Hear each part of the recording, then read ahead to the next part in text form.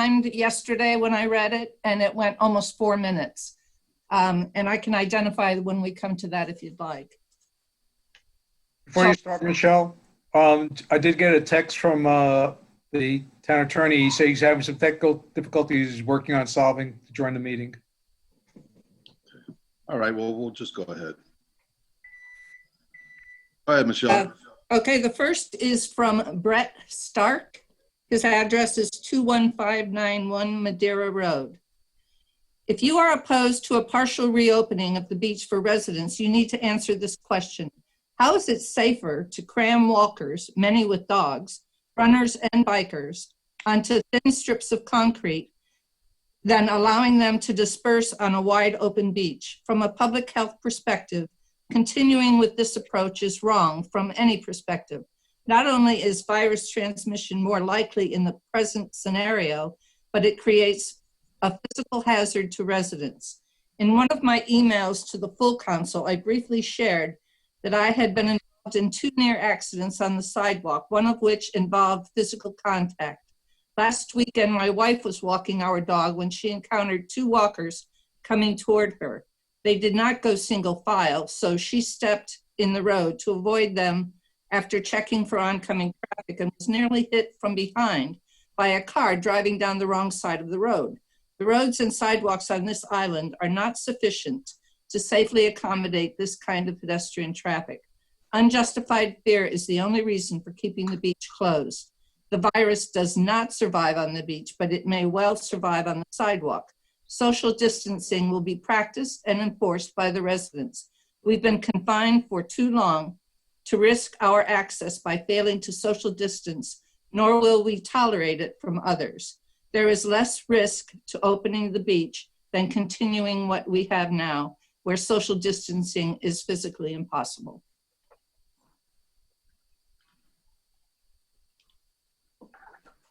Thank you.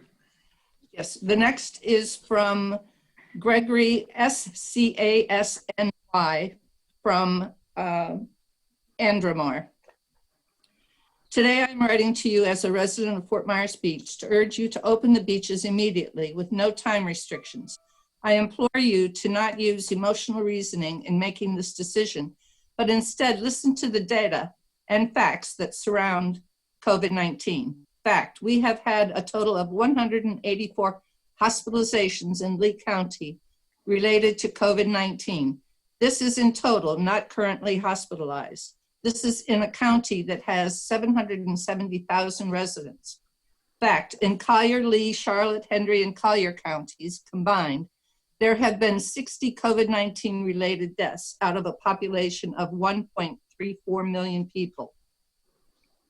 Fact, every model has shown that the peak has passed in Florida.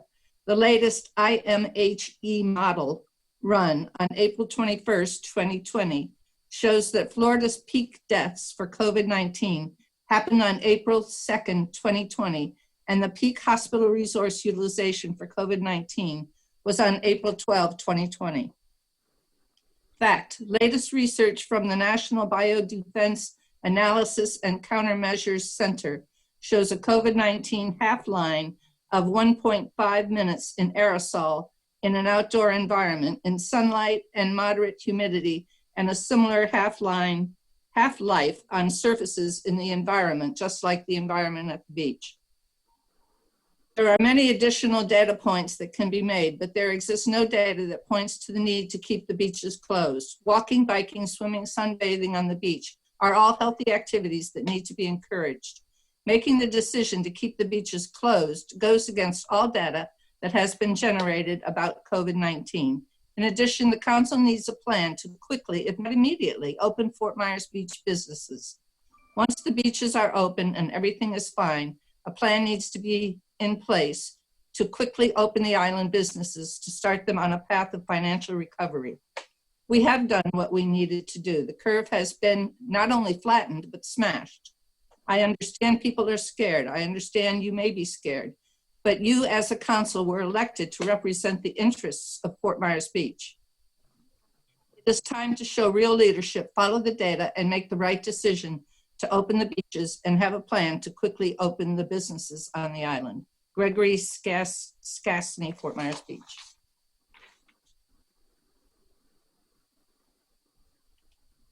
This is from Brian E. Thomas, Madeira, Fort Myers Beach. It's time to open the beach, at a minimum for residents only. Also, it's time to do a soft opening on other businesses with social distancing and other measures in place. Thank you, Brian. Thank you, brevity, Brian. This is from Steve Duello, D-U-E-L-L-O. Statistics, his address is 255 Albatross. Statistics show that we are safely past the outbreak's peak. Hospitals are well below capacity, and COVID-19 patients make up a very small percentage of those being treated. There is no need for FMB to be in contrast with Lee County and the surrounding counties and communities. Please begin opening parks, beaches, businesses, and restaurants effective immediately. As of May 1, FMB beaches should be opened with no time restrictions. Keep parking lots and parking lot accesses temporarily closed if deemed necessary. At this point, keeping parks, beaches, and businesses closed is a detrimental and harmful overreach. Please allow people to begin moving toward normal life. If the medically compromised and those fearful of being infected are concerned about being infected, they can personally decide to stay at home and or continue to wear masks and gloves. Doing so would be their choice, but taking away our right to choose is overreaching and unfair.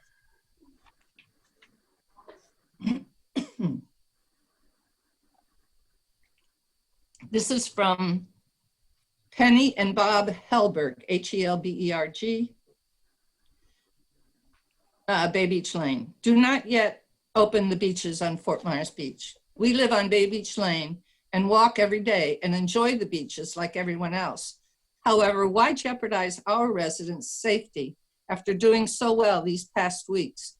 We need to be a bit more patient and wait at least 2 to 4 weeks before we determining an opening. If we open soon, we will attract non-residents who may not understand our restrictions or simply ignore them. We would be sending the wrong message. Mayor Ray is correct, and thank you to him. Penny and Bob Helberg. This comes from, the name is Dustin. The email is duceman68@gmail.com. Hello, as a fellow resident, I would like to give my thoughts on reopening FMB. We are a wonderful small community, and these business owners need our help. We have to open our community up. Keep vacationers out for a little while yet if you want, but get these restaurants, stores, and beaches opened up. Nothing better than people getting outside in the fresh air and heat. With that said, I think people are still scared about this virus and will still take the proper social distance measures. Sure, you're gonna have some fools out there, but our community needs to open. We don't want all these wonderful mom and pop shops and restaurants to close up for good just to be reopened by some outsider. Please give us our freedom back. We won't let you down. Thank you. Dustin.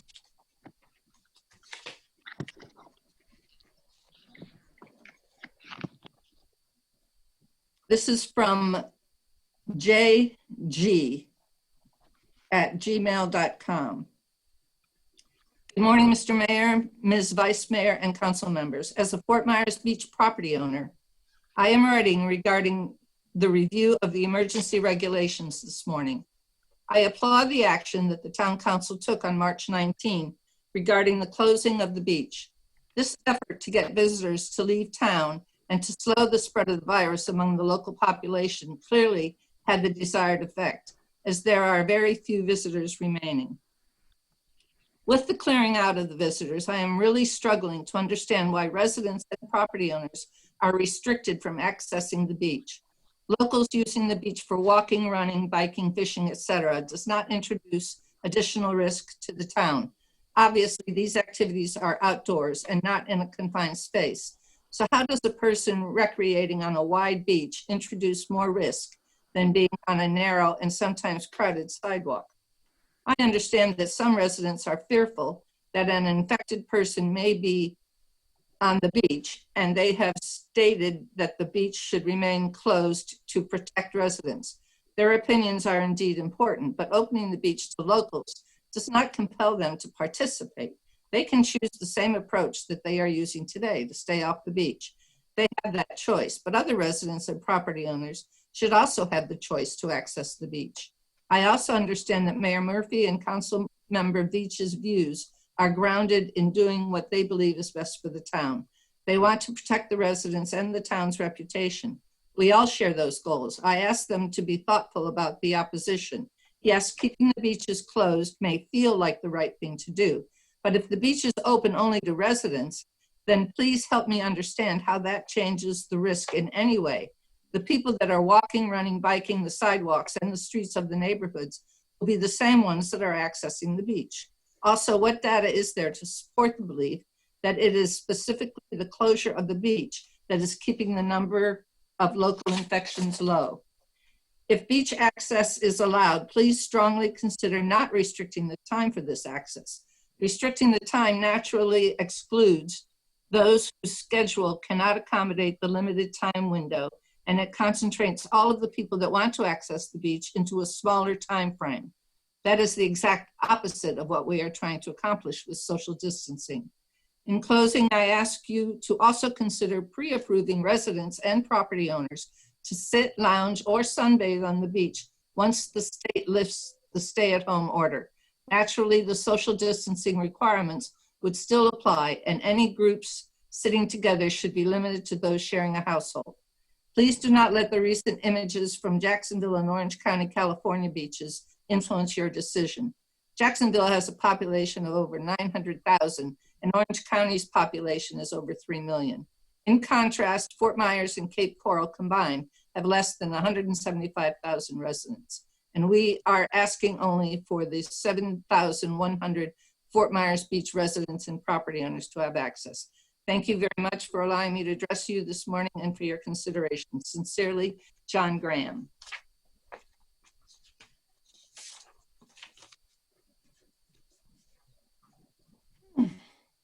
You wanted some assistance from one of your assistants there, Michelle? Well, they're not in the room here. They're manning the computers. Okay. Well, if somebody else wants to come in and help you out, that's fine with us. I appreciate that. Thank you. This is from Carl and Kristen, Smuggler's Cove. Writing to ask that the council please consider allowing owners to enter and stay in their units during this time. It is the optimal time to be able to do some planned updates with all rentals canceled until the end of June. We had planned a trip there later in the year outside of peak season to do them, but will now prefer to keep that time open to bring in some much needed revenue. We understand the beach is closed. We understand we should only leave our unit for essentials, exercise, and food. The stay-at-home order on Fort Myers Beach is almost identical to the one in our hometown in MN, Minnesota, I assume. We both work from home and had been prior to the pandemic. Our exposures have been minimal, and we would be happy to have our temperature taken or whatever measure would make you feel comfortable to allow us to work on our condo. We would also be contributing to the local economy by using takeout services from some of our favorite places. We understand places like the Best Western were able to keep employees on staff while closed in order to help with improvements and ensure qualification for SBA loans. While we have not qualified for any type of financial help in the face of thousands of dollars lost, as tax-paying condo owners, we would simply appreciate the same opportunity to improve our real estate. This will ensure we can continue to provide travelers an excellent experience that will keep them coming back to FMB for years to come.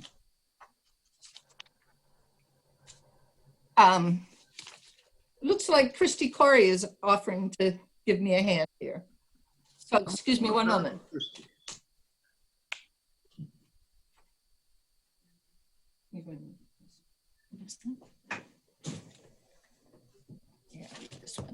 Um, Hi, Christy Corey. Mayor, this is the one I mentioned at the beginning that I read it at home and it went almost 4 minutes. So I'll leave All it. right, we'll let the timekeeper let us know, and if it's, I'll make a decision then whether to keep going or not. Thank you, Christy, for pitching in. Go ahead. Yeah, no problem. This is from Karen Farrell at yahoo.com. To members of the Fort Myers Beach Town Council, with respect, the English philosopher John Stuart Mill in his essay on liberty wrote, "Each is the proper guardian of his own health, whether bodily or mental and spiritual. Mankind are greater gainers by suffering each other to live as seems good to themselves than by compelling each to live as seems good to the rest. As elected officials, you shoulder a tremendous responsibility during this time. And for many of us, that kind of pressure surely is one we prefer not to have to face. But here you are, and the dilemma you face is not unlike Mill's own sentiments. Are we not responsible for our own health? Do you reopen the town of Fort Myers Beach and face a possible backlash from media, social media, and the electorate? Or do you wait for someone else to lead the way in reopening their own municipalities, thus lessening the impact your own reopening would have on you? Because surely you recognize that reopening the town leaves you susceptible to public scrutiny the moment someone falls ill. But aren't we ultimately responsible for our own health, responsible for ourselves? In other words, isn't it truly up to us to decide if we should leave our house and go to the beach, the restaurants, the hotels, the shops? And if we feel we are vulnerable, isn't it our own responsibility to mitigate that vulnerability by looking for ways to reduce it? By now, we've certainly discovered the various avenues we can take to get our groceries, pay our bills, earn a living. But for many, earning a living requires you to reopen the town. The town of Fort Myers Beach, much like the majority of the state of Florida, is reliant upon tourism as its primary economic driver. And the workers employed by the tourism industry are suffering because of this moratorium placed upon the various facets of this industry, namely bars, restaurants, shops, hotels, and vacation rentals, just to name a few. Must the lives of the many suffer because of the fears of the few? Now is the time for you to be the leaders that your constituents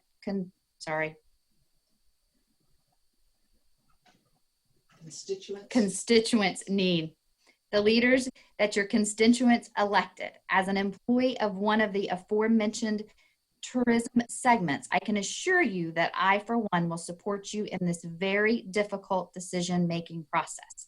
For I know that no matter what you decide, you cannot win. If you open now and someone gets sick, you open too early.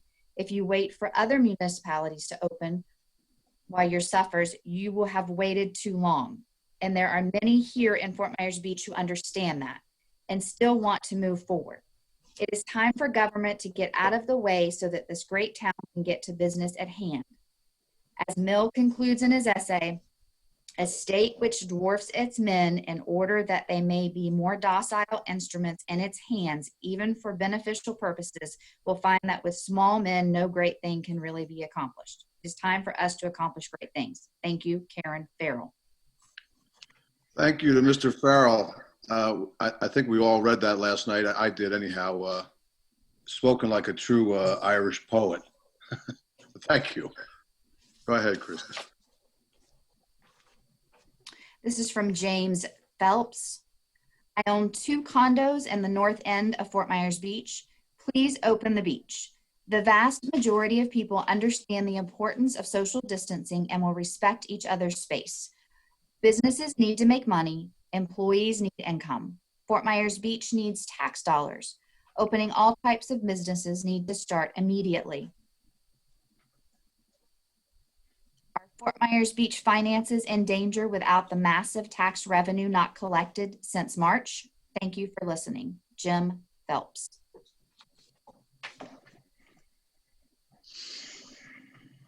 This is from Michael Hagan.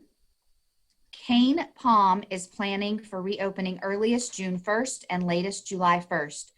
We believe this can be done in a safe and responsible manner, and the plans reflect that.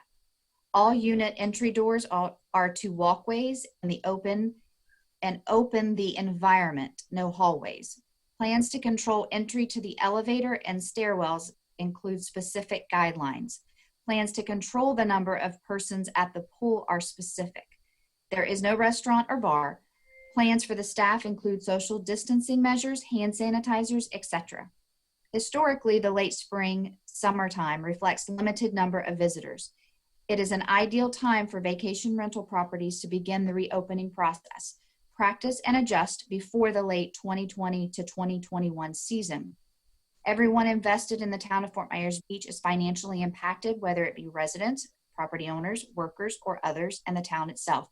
We need a reopening plan that restores financial viability. We ask the town of Fort Myers Beach approve a reopening plan that includes opening the beaches during daylight hours, parks, parking, restaurants and bars, vacation rentals, and hotels. No one should be excluded. Thanks for your consideration. Michael Hagan, President, Cane Palm Beach Condominium Association. This is from John Gray.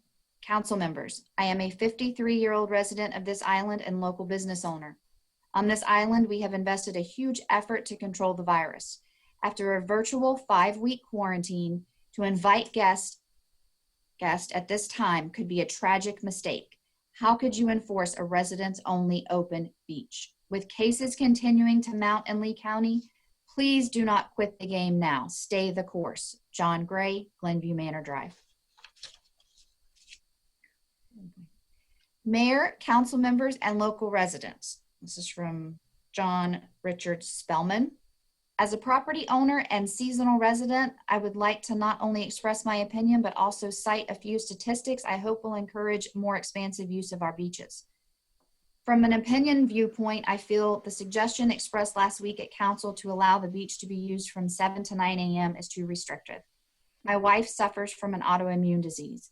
Every morning she rises at 5, but is unable to perform normal functions until she takes medication, waits an hour to take an additional medication, then allows those medications to begin to work, and by 8 to 10, she can function in a semi-normal manner.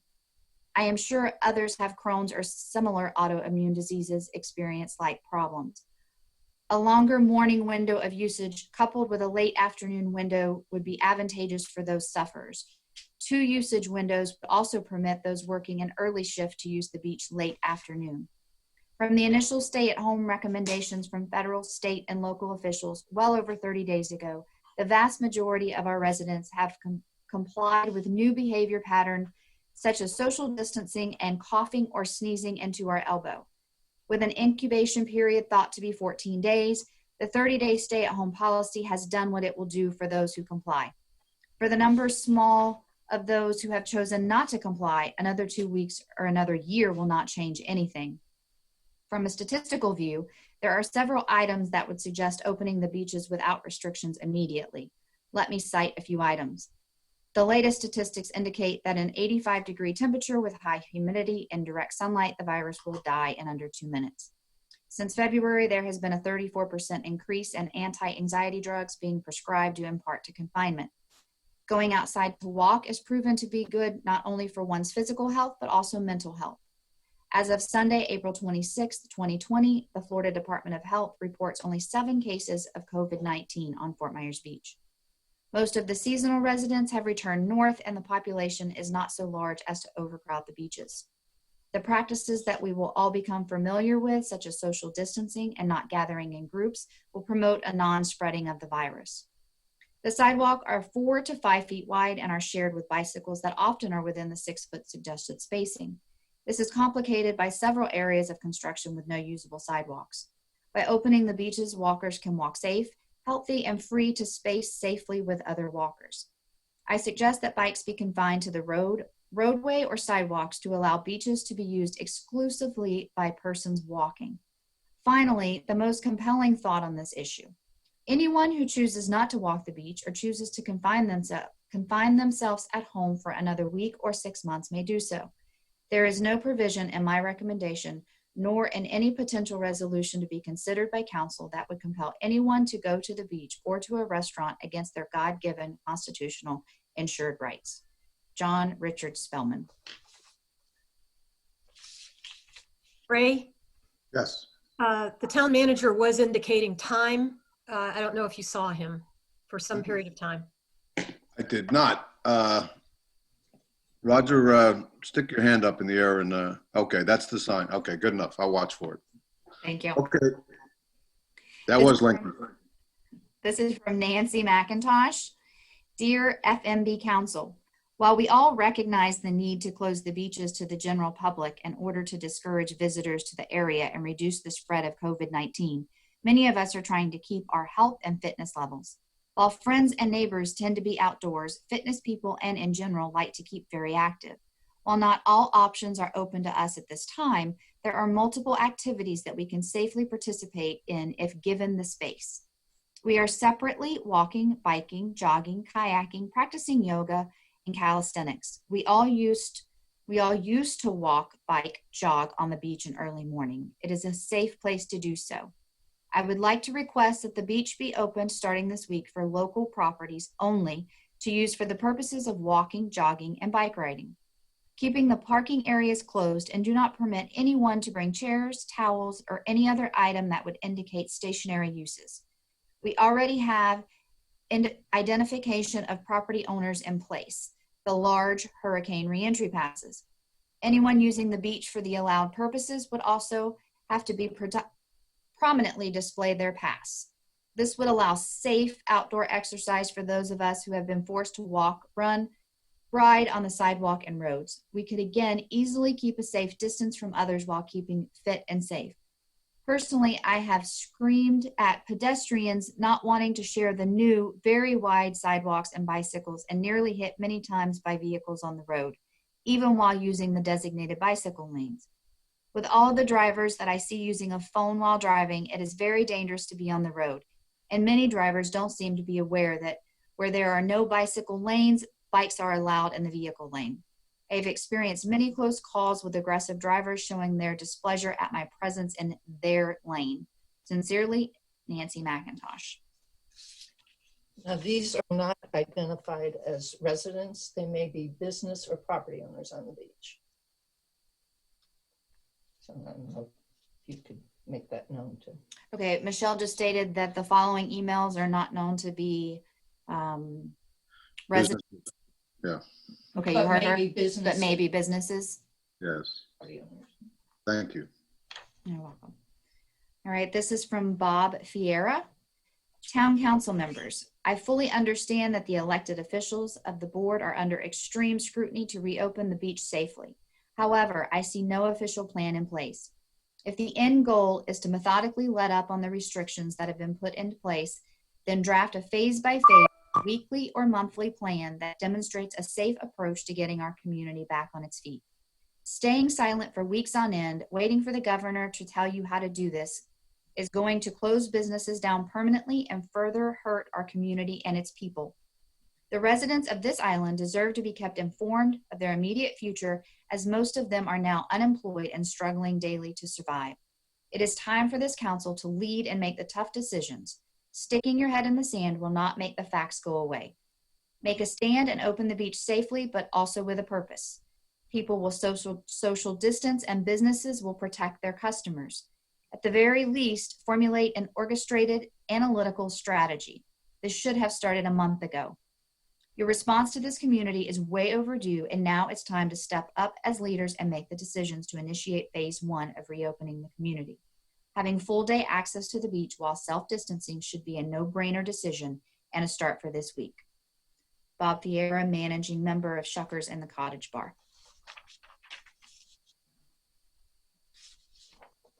This is from Trey Gillette. Council members, let me start off by thanking you for your service to our town during these difficult times. I am asking council to open our beaches on a sterile island. I was in support of the limited opening of the beach 7 to 9 a.m. weeks ago, but I feel that ship has sailed. It is time to start opening the beach. Beaches are open or opening in Bay, Gulf, Dixie, Levy, Okaloosa, Charlotte, Sarasota counties on the Gulf Coast with restrictions, along with several counties on the East Coast. None I found were open for only 2 hours. Provided from Florida Health shows the curve is flattening and state hospitals and facilities are in a much better shape to handle the pandemic. I was in support for closing the beach to empty the island of outside visitors. We even closed our restaurant for a month to support the town and protect our customers and employees. Our business was in the peak of the best season we have ever had. We appreciate the support of our locals, but they cannot keep all of the restaurants and other businesses open. Please open the beach regular hours using social distancing, small groups of people, and other restrictions if needed. Lift the 90 days for no rental reservations and at least go with the governor's. Over the last several years, the businesses here have been through road construction, a hurricane, and a red tide algae bloom disaster. Now a major pandemic in the height of our season. Please implement a plan so we can compete with other destinations.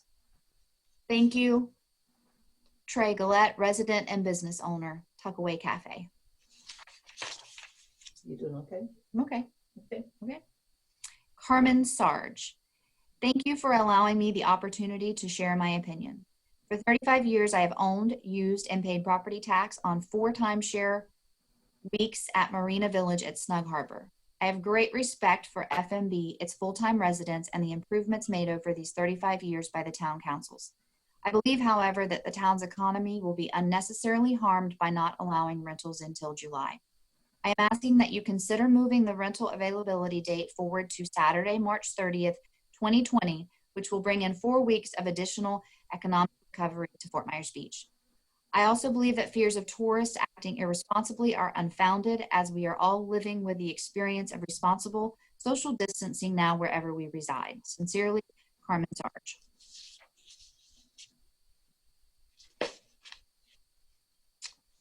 This one is from John and Debbie Lallo. Good morning, Council. I want to first start out that my comments are not intended to be condescending towards anyone. I would like to point out that the restaurant industry is probably the most certified industry on our island other than the healthcare industries and maybe the school district. For one, certified food managers have to pass a 3-hour state certified course, and one manager is to be on site at all hours of operation. Second, every employee of each restaurant is required to take an hour Surf-Save food handlers course. Each of these need to be retaken every 4 years. The owner, general manager, is to maintain records of these tests to be available for viewing to our Department of Business Regulations health inspector upon demand. I am led to believe that our council or town staff are not required to do this test. Therefore, our employees' knowledge of safe food handling is far superior than one that has not received proper training. I'm sympathetic to the overwhelming pressures our leaders are being subjected to on a daily basis concerning bringing our island back into what will be COVID-19 era. The way we have conducted business prior to March 2020 will forever altered. We are an industry of very small percentage profit margins compared to retail and other businesses. 30% food cost, 30% labor cost, countless regulatory fees, taxes, food and flood insurance, wind storm insurance, high dollar leases, and mortgages make up the other 34%, leaving 6% left over to now lose probably 1% of that adherence. In adherence, the excessive sanitation demands expected of us. We have faced every catastrophe less our earthquake or volcano. The 3-month seasonal highs are the lifeblood of all business on this island and sustain us through the 6-month average to extreme 3-month of extreme not close to break even lows. When you decide on allowing us to reopen, rest assured your restaurant industry is overseen by the state of Florida and held to the highest standards to remain in operation. Our customers and staff's health are always 100% priority. We ask that your current government outreach concerning our industry be reevaluated and relax a bit, please. On a side note, requirements of temperature readings is pretty much a violation of each person's rights. Only during an emergency are these rights allowed to be forfeited. Also, trying to obtain the thermometer to take this reading is close to impossible at this point. I ask you as a customer, are wanting a server being the judge and jury concerning you being allowed to be a customer? I'm in the hospitality business. Come on, think this out, people. Tourism is fought over every year between regions, and the most hospitable always prevail. F&B has always led the industry in hospitality. It's ludicrous to impose this onto... Christy, excuse me just 1 second. Time. Yeah, council members, have you all read John's email, John and Debbie's email from over the weekend? Did you all read it? Yes. Yes. Dan? Yes. Yes. Okay. We're going to cut it off then. Thank you, John and Debbie. We've read your email. We've listened to it again, and we're going to have to move on. Okay. Bill's going to take over. Okay.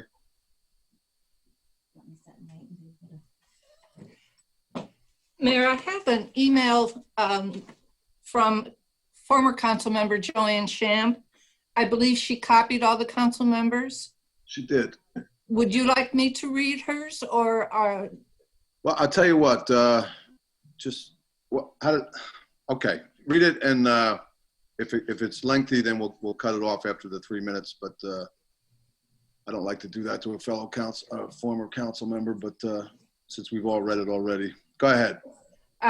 Dear Mayor, Vice Mayor, and councilors, the community has confidence that you will act in our best interests as you face the challenging issues before you today. This is my public comment / question, and I have also attached a PDF of the comment and informational diagram of the beachfront control lines referenced.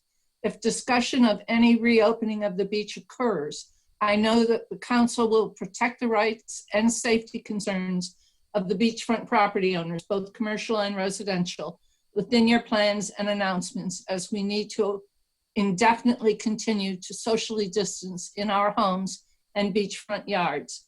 Thank you for all that you do in service to our community. Joanne Shamp. Thank you. And then this is what was attached. And it's got a diagram. Yeah, we all saw that, but thank you. Would you like me to go on to the next? Yes, please. And thank you, Joanne Shamp, former council member, thorough as ever. Thank you. And also I have several more still, but there are 5 people in the waiting room. I have no idea whether they intend to make public comment or not, but I wanted to let you know that there are 5 people in the waiting room. Okay. Didn't we try to discourage that at the last Yes. meeting? Yeah. Yes. Okay. This is from Carl Bradford. I believe that we should open the beach soon and enforce social distancing rules. If people can walk outside and along the sidewalks, then they should be able to walk along the Gulf on the beach. What's the difference? Enforce that people aren't allowed to congregate, and unless you are same household, need to stay 6 feet apart. The businesses need to be able to open soon to survive. Again, even if a limited opening with rules, but still need to open. Lastly, hotels, condos, and other rentals should be able to open up. There has been tremendous financial loss in this sector, and many would even like to use this time for improvements and projects. Even opening in phases would be better than waiting 60 more days and a nothing to everything plan. Thank you, Carl Bradford. This is from Jim Hockett, Hockett. As a concerned Lee County citizen, I want to make a plea to reopen businesses and beach accesses immediately based on new data not available at the time of the council closures. Our president, our governor, and local leaders have all used the analogy of how COVID-19 is like being at war. It's a fair analogy, so we should start treating it that way. Wars are won with data, a good strategy, and by moving forward with calculated risks. They are never won with soldiers making decisions based on emotion or by hiding in their foxholes from fear. The data on COVID-19 has changed drastically in the past 6 weeks, and you must adjust the strategy accordingly. In a new study published in the Journal of the American Medical Association on 4/22/20, they identified 88% of people hospitalized in New York had 2 or more underlying chronic health conditions, with the most common comorbidities being hypertension, obesity, and diabetes. This is consistent with other studies across the globe. Additionally, new antibody studies have all indicated that the spread of COVID-19 is much higher, 28 to 55 times more, than thought when the FMB government shutdown began, which confirms high transmission, but also suggests the mortality rate is much closer to the seasonal flu than 4% originally suspected. This new research suggests that the most responsible and reasonable approach for the council is to recommend that people in this high-risk population continue to self-isolate, but allow businesses and beaches to reopen for the majority of the population by following the CDC guidelines for social distancing with accepted risk. The curve in Florida has been flattened, and we now have acceptable medical resources for anyone in need. Therefore, what purpose could there possibly be to continue the government restrictions beyond that state? We are guaranteed to lose this war if we are unwilling to fight it, and that means the council must not only consider the health risks related to the virus itself, but also the real risks of losing businesses forever and putting more Lee County residents out of work. Thank you, Jim Hockett.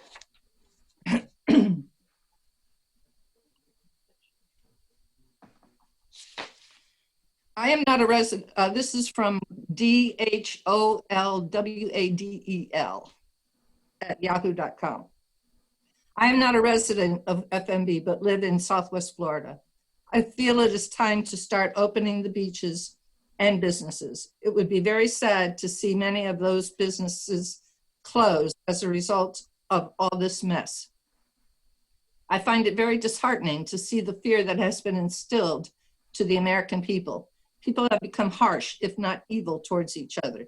They are afraid to smile or talk to others for fear of contracting the virus. Yes, it has taken some lives, but the hospitals are not seeing the amount of patients that the media has pounded into our minds. The vast majority that test positive recover. The ones that unfortunately meet their demise have other comorbidities that when faced with contracting any illness are put at high risk. We ourselves should take responsibility. If one is at high risk, have a family member or friend at high risk, take the necessary measures to protect yourself or those around you. Many people, especially in this area, are alone. They thrive on the serenity of sitting on the beach, being soothed by the beauty of the ocean, or enjoy the conversation with their favorite waitress at a local establishment. No one thinks about those lonely souls being isolated from the few joys they may have. Monitor social distancing on the beach if need be, but please allow us to regain the freedom for which our forefathers fought so hard. Any decision made will upset one group of believers, but please give us back our freedom.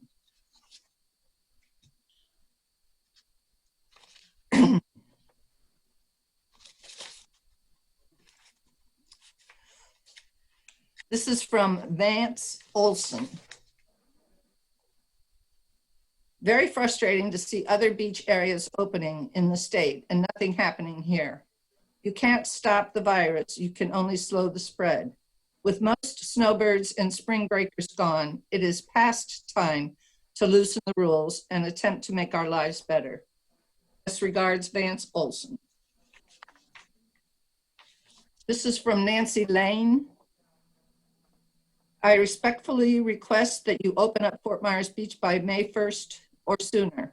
And I don't mean just to FMB residents.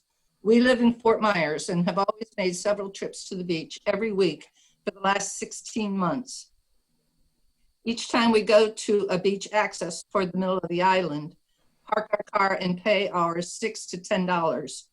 Take our chairs out on the sand and sit and enjoy the ocean. We have never been within 20 feet of another person, including Christmas and spring breaks.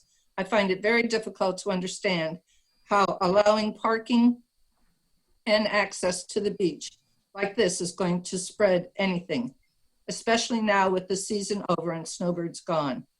If others think it's too soon or have compromised immune systems, then they can stay home. Also, Beach Patrol can make sure there is social distancing. Please open our beautiful beach now to give us all some much needed stress relief. Thank you for your consideration, Nancy Lane.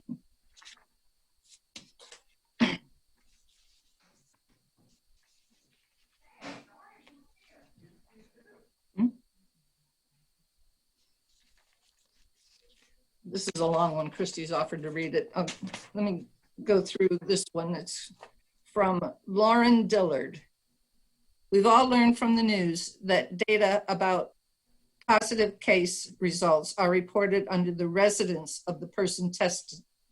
So only through contract tracing will we know about a COVID positive worker who commutes to the island from Bonita or a COVID positive visitor from Albany, Georgia. As the town council continuously reviews whether to loosen and perhaps retighten the openness of the island, please base your decisions on fact. For the protection of our workers and residents, decide if you feel Florida has a robust enough system of testing and contact tracing to allow you to make these decisions wisely. Then identify one of the council members to learn about this data, share it at upcoming council meetings, and base your decision on facts. Thank you. Lauren Dillard, Community Association Manager, Marina Village at Snug Harbor. Hello, this is from Amanda Kossak, K-O-S-S-A-K. I just wanted to express that as a property owner and a healthcare professional, I would be in favor of opening the beach for exercise purposes, walking, swimming, etc. I would add that it concerns me to open with limited hours, 7 to 9 a.m. for a couple reasons. One, healthcare workers need exercise and mental relief too, and often work during that time period. We are working more hours now than ever, so the argument of going on your day off may not be valid. Two, limited hours forces everyone to use the beach in the same short time span, making social distancing more difficult. Besides the above mentioned, there are many other reasons for opening the beach, supporting local businesses, etc.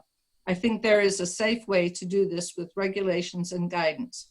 Thank you for your time, Amanda Kossak.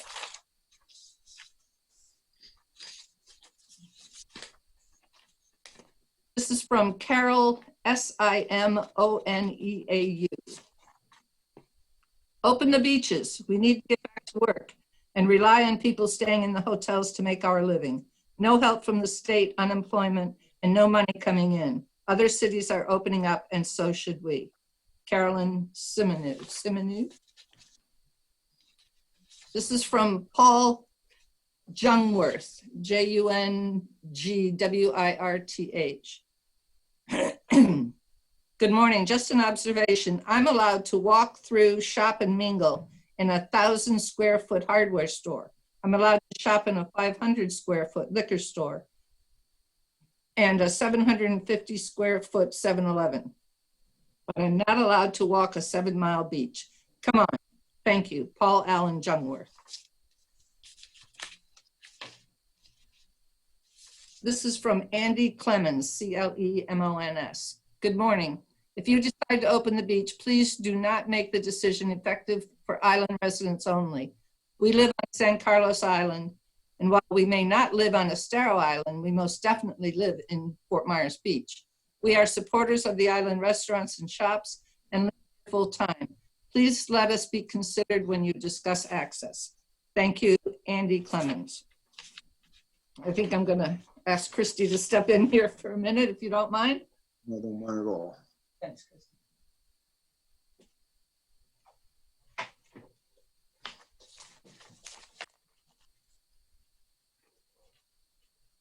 This is from Arlene Witt. Members of council. As a retired registered nurse with a 45-year work history, I am concerned for both residents and healthcare workers, first responders, if the beach businesses are open too soon. As you know, this virus is highly contagious with no known cure and a vaccine far from being public administration ready. Looking at the Florida Public Health Department data for Lee County, it looks like we are on the peak of the curve and still identifying new cases each day. The folks on the front line fighting this virus need to have a voice for their health and safety, plus the health and safety of all Lee County residents. Please consider these questions while you are meeting. Are Lee County's confirmed cases of coronavirus trending down for the 14 days suggested by the CDC? Have you formed a task force for planning a gradual opening of beach/businesses? Do you have a committee representation from the Lee healthcare community and first responders? Does Lee County's healthcare facilities and the Florida Department of Health have a robust process in place to test the townships and cities, including antibody testing for healthcare workers, first responders? Does current local COVID-19 testing process include testing of asymptomatic individuals to identify prevalence? Is there a preparation to handle a surge of COVID-19 if numbers of cases increase with reopening beaches and businesses? If beaches are open first with restrictions, who will monitor for compliance? Will fines be given to violators? You can close public parking, but what about the privately owned lots? Mass transit use to get to the beach. How will you ensure 6-foot social distancing during high tide when beach surface is reduced? Please keep all health and safety factors of a phased township opening first before social economic ones. You are powerful individuals and your decisions are important and could mean residents becoming sick, possibly resulting in death. I'm sure you will make the right data-driven choice for all of us. Thank you. Respectfully, Arlene Witt. This is from Lynn Rodriguez. It's time to open up the beaches to the public, not just Fort Myers Beach residents. It's time to let the hotels start making reservations. It's time to let the restaurants open at a 50% capacity to start. If people are still afraid, they can stay home. The masses want things open. Our economy is suffering. In the end, this virus is going to do less harm than the ramifications of shutting things down. Open it up. Lynn Rodriguez. This is from Debbie Dunlap. Dear council members, I do believe in the residents of Fort Myers Beach. They know how to be social distancing on the beach and be aware of how to keep being safe by not allowing any crowds to form here. We need to start getting back outside. This is why we chose to live here. Being out in this beautiful environment is part of our rights and enjoyment as property owners. If we open the beaches for walking and jogging only, I have faith in our citizens to know how to act safely. Please help us get back our rights as taxpayers. Thank you for meeting today. This is from Jackie Loudon. Greetings. First and foremost, the beach needs to reopen. No time restrictions. If we have time restrictions, more people in a short period of time will cause problems. Second, the businesses need to open. We business owners have planned, prepped, cleaned, and prepared. Third, beach employees plan all season to save for end season. Season has ended. Employees' summer funds are depleted. Small business funds are depleted. Bankruptcy is staring us all right between the eyes. Fourth, we need vacation rentals to begin to take reservations for our livelihood, please. Some are wanting longer shutdown. To those who are against, can continue to choose quarantine. My wallet chooses to work. Thank you, Jackie Loudon. This is from Kelly Reynolds. To whom it may concern. My husband and I are Fort Myers residents, and we would very much like the beaches to be open ASAP for swimming, sunbathing, fishing, etc. It has been proven that the coronavirus can't survive in heat and UV light. Also would like to see all businesses and restaurants open as well. It's high time we all get back to life. Thanks, Kelly Reynolds. This is from Alex Cass. Hotel reopening. Our small inn, along with many on this island, are going to be the major factor in bringing business, jobs, and community back to island. We need to begin to recover from this if we can and safely make that happen. 1, all checked-in rooms must be separated by at least 1 vacant room. 2, laundry carts on both floors to allow guests to drop off their linens. For exchange and linen replacement is done by request only by leaving the fresh linens on their table outside the room. 3, no daily housekeeping service to limit guest housekeeper contact. 4, only registered hotel guests allowed on our beachfront space, maintaining only 20 yards from the hotel out into the sand for sunset watching. 5, offices closed. Any arriving critical worker is checked in curbside with a clipboard, sanitized pens, with desk agent wearing gloves, and room key sanitized from hand to hand.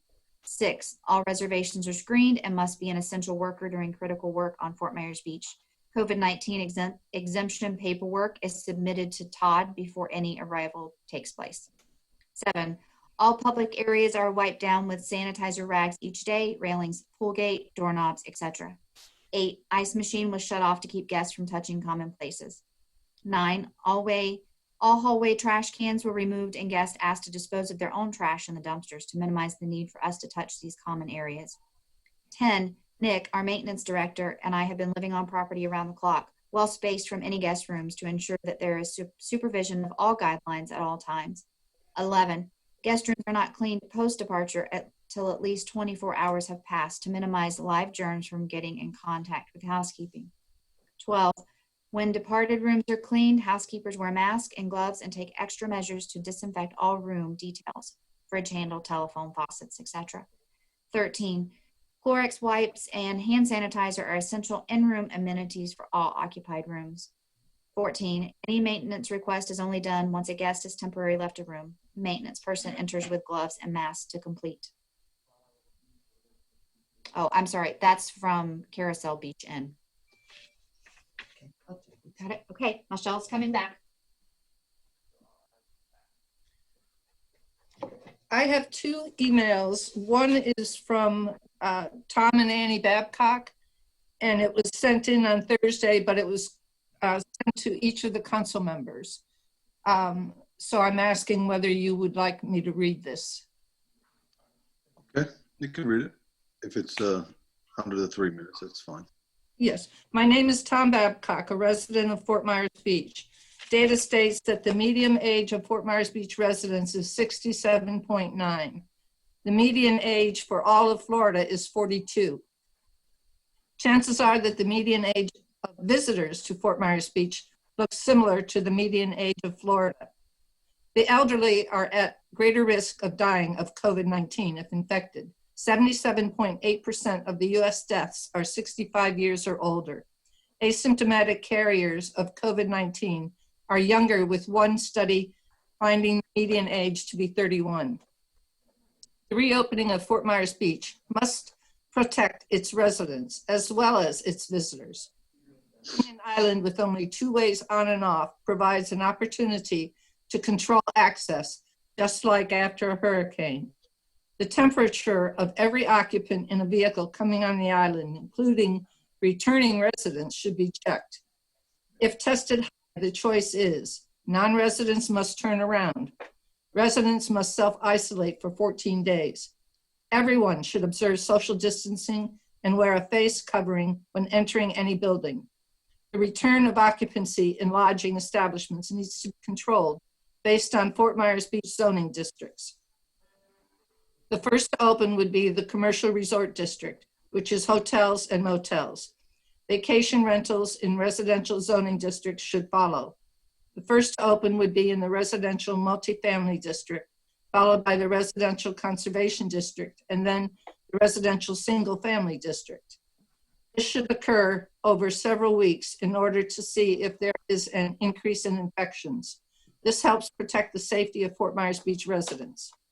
A reopening strategy developed by town council should not be implemented until it is considered safe enough to have the final approval meeting in town council chambers with public attending. If the strategy to open Fort Myers Beach is considered safe for residents and visitors, it should be safe for town council and staff. Thank you. This next email also was sent to each of the council members. It came in on April the 22nd from Jim and Ellie Nickel, K-N-I-C-K-L-E, 6895 Estero. We are writing today to fervently urge council to reject the ideas of reopening our beach and Fort Myers Beach businesses yet. Now is not the time to get into peer or political pressures. The federal guidelines for state or regional gating criteria makes it very clear. There must be a downward trajectory of documented cases of COVID-19 within a 14-day period. We are not there. Yesterday, 4/21/2020, the news press published the coronavirus updates for Lee County.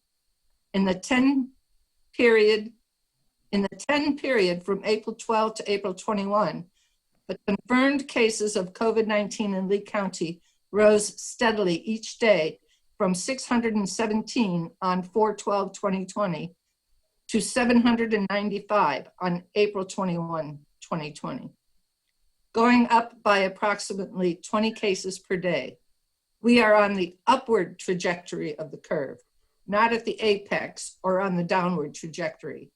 And of the 67 Florida counties, Lee County is number 7 in number of COVID-19 cases in the state.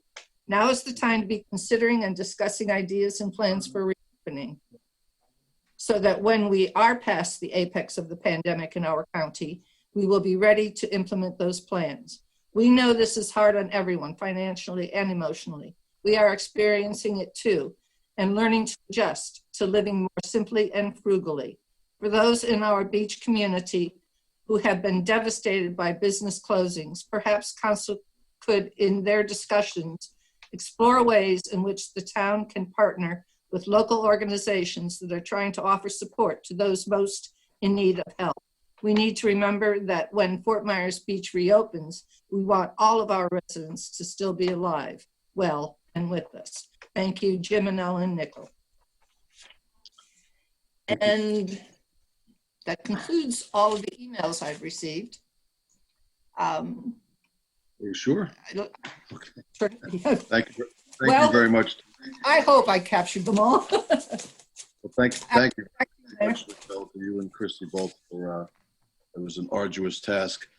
And I'll just remind everybody that you know, this is a special meeting, and with these special meetings and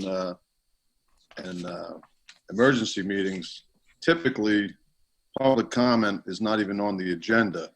But in light of the situation and everybody's interest and so forth, we decided to allow the public hearing. And we thank you all for your comments. And of course, we take them into consideration. Okay. Well, thank you for that. And we'll move on with the agenda right now. And of course, the meeting was called today. Excuse me, Mayor. Yes. I apologize. Did you want to take public comment from the waiting room? Oh, are they waiting to speak, do you think? I understand there are 2 people who would like to make public comment. Chuck Bodenhafer is one, and I didn't catch the other. Some real. Let's hear from Chuck. Thank you.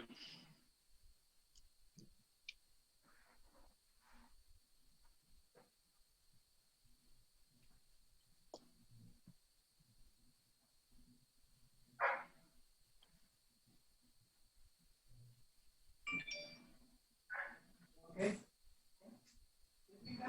Good to see your face, Roger. Yeah, I missed it. Beachfront Bliss, Fort Myers Beach.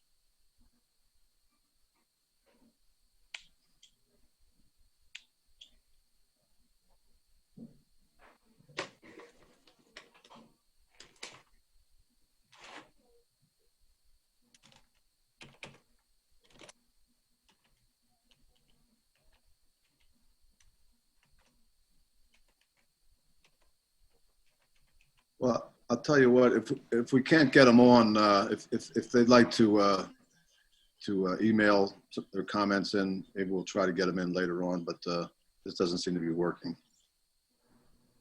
And I really want to get going with this agenda. Any chance of success there? Well, I don't see them. No, Mayor, I don't see any. Okay, well then, for those of you that may be hearing my voice and waiting in the waiting room, if you would kindly email in your comments, and we'll see if we can't get them read on into the record later on. Thank you. I'm sorry it didn't work out. Okay, we're going to move on. The meeting was called today to go over to review our emergency declarations that have been declared at past meetings. So what I thought we'd do is we'll go right down the list in chronological order as they were enacted and discuss them and see which way the council wants to proceed with each individual declaration. So the first one is the Declaration of Emergency Regulations number 1, which was adopted on March 19th, 2020. I don't know that anybody wants me to read it. I think everybody probably has this, but I'll just hit the highlights of it in our resolved items here. It says what's closed down or suspended here on the beach: all regular meetings of the town boards, etc., all town special events, all public gatherings of any type, whether organized or otherwise, greater than 10 people. This is the one of interest. D, all restaurants and other like entertainment facilities and businesses shall adhere to the latest state executive orders and mandates by Governor Ron DeSantis. And the one here today that is of the most interest, item E, all beaches and beach accesses in the town of Fort Myers Beach are closed. No persons or activities are permitted on the beach and within the EC zoning district of the town, generally seaward of the coastal construction control line. It goes on to say that all town parks, including recreational and cultural facilities, are closed. All residents and visitors of the town of Fort Myers Beach are directed to comply with these emergency regulations, et cetera, et cetera, et cetera. And that was passed by a 4-1 vote of the council on March the 19th, 2020. And that's just a little recap of that particular emergency declaration. So the meat of that, I presume, is the beach. And Vice Mayor, since you called for this meeting, and this is of great importance to everyone, I'm going to let you lead off the discussion, and I'll remind everybody that we'll all have our turns to speak, and let's try to be respectful of each other and allow everyone to say their piece. So, Vice Mayor, I will turn it over to you right now, and you have the floor. I'm respectfully going to ask if you want to do this in order. I believe that Councilmember Veach sent in some thoughts about item D, which would come before the beach. So just to make sure that we don't leave anything out, it would seem to make sense to me that we let Bill go next.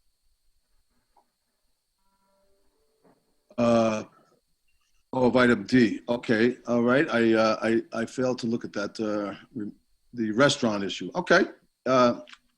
Councilman Veach, if you'd like to lead that discussion, you go right ahead. Bill, you're muted. Bill, we can't hear you.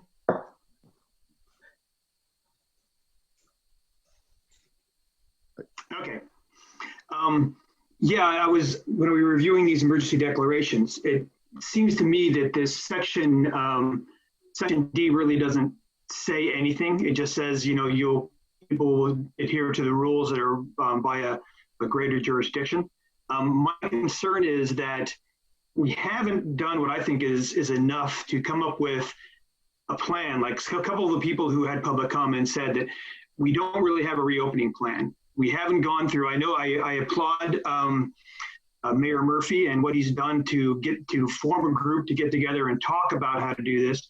Although I would really like to see more people represented. What I propose is that we put a placeholder in. So if the governor decides tomorrow that he is going to lift these restrictions and leave it up to the local jurisdictions to regulate reopening the businesses, that we have something in place. So it's not just a free-for-all and then people have additional restrictions to deal with.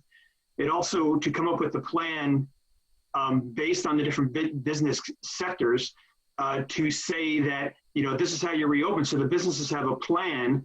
They can get the materials they need if they need any. And when we can reopen, they can reopen smoothly and immediately.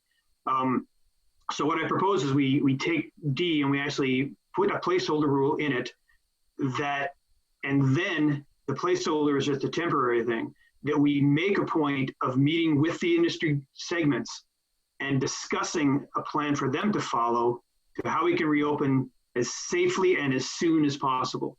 Because the logic behind this is the safer we can open, the sooner we can open. The idea of people doing whatever they want is a longer timeline than certainly most businesses want. And additionally, we want to protect businesses from the chance of a second wave. Because if businesses are suffering from this, second wave before they get a chance to get on their feet could be fatal. I just answered to that. I agree with everything you said, Bill. And the group, the task force, whatever you want to call them, that met last week, their charge was, their homework was to assemble their standards, their protocols, the restaurants, the hotels, the small business people, and bring back the information that they suggest about how they envision these businesses reopening. So that, in fact, has happened, and that all of that information. And by the way, that there's been some criticism that people were excluded and everything else. That's really not the case. We were pretty inclusive of who was invited to participate in this group. I couldn't have 100 people, so it had to be a small enough manageable group. But all segments were represented: the large hotels, the small hotels, the restaurants, both large and small, and also the small retail businesses. So we were very inclusive on who was invited to participate in this. Now, that being said, they have sent back all of their input regarding their visions of this reopening. They're being collated right now by Jackie Lizak from the Chamber of Commerce, and she is going to submit those to Town Hall here either today or tomorrow, and then this task force, whatever you want to call us, our next scheduled meeting is on Wednesday. So Wednesday, my hope was that we had a product that has been consulted with all of these business owners on the beach, and we can put together a product and bring it back to the council as soon as possible for your approval. I didn't want to just go run off half-cocked and say, this is what we're going to do and this is how it's going to be. I wanted to bring it back and have everybody take a look at it, have some input from the council before we decided, and also have input from the businesses. So if that was my idea. I'm open to other suggestions, but that meeting again is going to take place on Wednesday.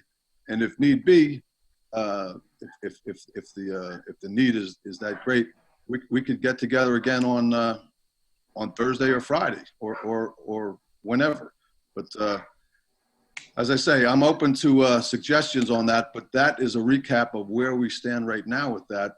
So there's been a lot of criticism of late that nothing's happening and there are no plans. Well, there are plans, and I know that the town management has other plans that are being formulated, and those will come out as well. But we were trying to include the business people first. We didn't want to go off and just declare that this is how it was going to run. So that's where we are right now, and I'll open it to or give it back to you, Bill, if you have any suggestions to add to that or any comments. Well, since you've gone so far down the road, I'm willing to work Thursday or Friday. I think that, I would really like to see the council doing more, meeting more if we have to be able to help the businesses out as much as we can in reopening safely. I'm perfectly happy to meet with this as like a planning session on Thursday and take the suggestions. Maybe, if people feel they don't have a voice in this, invite set people to speak, not a public comment, and distill down what should be regulated and what should just be suggested out of the list. How does everybody else feel about that? Mr. Chair? Yes, sir. I'm going to follow what you had suggested earlier about making a motion for and then discussing after. I propose to make a motion that we allow businesses to open at 50% capacity on May 1st or the earliest time allowed by the governor's order should he change them. Maintaining obviously social distancing requirements set forth by the CDC, following any restrictions set forth by any other agencies, i.e. the FDA. Such restrictions will be in place for a period of 2 weeks to continue to monitor data. Obviously, if we have any other meetings before that, things can be adjusted. Also, I would also like to add to that any other parties that are engaged in public lodging, vacation, or timeshare accommodations should be allowed to start taking reservations as of May 1st for stays starting on May 15th for us to continue to follow the data based on the information that I follow. Obviously, there's a lot of information out there for all of us to base our decisions on. I have chosen to follow the Florida COVID-19 dashboard. Based on that information, it says that the peak of the cases in Florida was on May 3rd or April 3rd at 1,317 cases. That curve had leveled off and it started declining. And as of April 24th, we are down to 778 new cases, and that's in Florida. In Lee County alone, as of April 4th, the peak cases were at 56. And on the 21st, they were down to 20 new cases, with 8 of those in the state of Florida being in Lee County. So that's the motion I'd like to put forth at this time for discussion. Is there a second? Is there a second? I would second, but here's my hesitation, Dan. It seems like you're clumping everybody into one group, and we have regulated the restaurants differently than the lodging industry. And there's going to be such a difference in the things that we ask them to do that it would seem to me to make sense to separate those two discussions. So that's my only hesitancy in offering a second. I was under the impression that we were just going to discuss the restaurants at this point because that's what number D is, and that we were going in order. Fair. I will amend my motion to include just the section D. Okay, and I'll second for discussion then. Okay. There's a motion and a second. Now we'll discuss. Who would like to begin the discussion? Dan, you made the motion. Go ahead and start discussing. Yeah, please. Mr. Chair, I've got a few things that I've been taking notes of over the last couple of weeks. If you'll indulge me, I'll just go through them as quickly as I can. Obviously, as we know, on March 19th, a declaration of regulations was issued to the cancel, postpone, close for all events, restaurants, bars, and like entertainments. On the 30th, following the governor's orders, we came up with Regulation 2, which we'll talk about later. Let me get over my notes. Oh, notes were sorry. On March 30th, we also passed Declaration 3 that superseding number 2. So throughout the process, in my opinion, the entire town has asked residents and businesses to comply with things that no one has ever gone through. No one in the country has ever had to deal with. They've done so, and they continue to do so. Obviously through this pandemic, several people have been infected, and unfortunately many have died, requiring, places to close down. But I think that all this was done with the understanding that we would see how it goes. I think the town did the right thing when they closed down for spring break to help to level the curve. I think it worked. We also told the people of the island that we would revisit this. Up until now, we haven't had a chance. Obviously, we all know that the council has changed hands between then and now. So we really haven't had a chance to talk together in this forum. So I think if we all look at the public comment section and obviously all the emails we've received, the island is speaking very loudly at 80% of what they feel that we should do. Based on the numbers that I had mentioned earlier, we have reached the peak. We are continuing to see. It's been more than 2 weeks as the cases have declined. Although we are testing more, we are seeing that the percentage of infected is not increasing. Now, if you're testing more and that percentage continues to rise, that would be very alarming to me. But based on the information that I've read and that I follow, I don't see that happening. So I think it's time that we give them what we told them that we would do. I think we should allow them to, they're all very smart people. They're all smart business people. They all know what they're doing, right? You had a meeting with them. I'm sure that they all had great ideas, and they're trying to get them to us as fast as they can. But I believe that we can't just keep moving things down the road. I think we have to give them something, some sort of direction.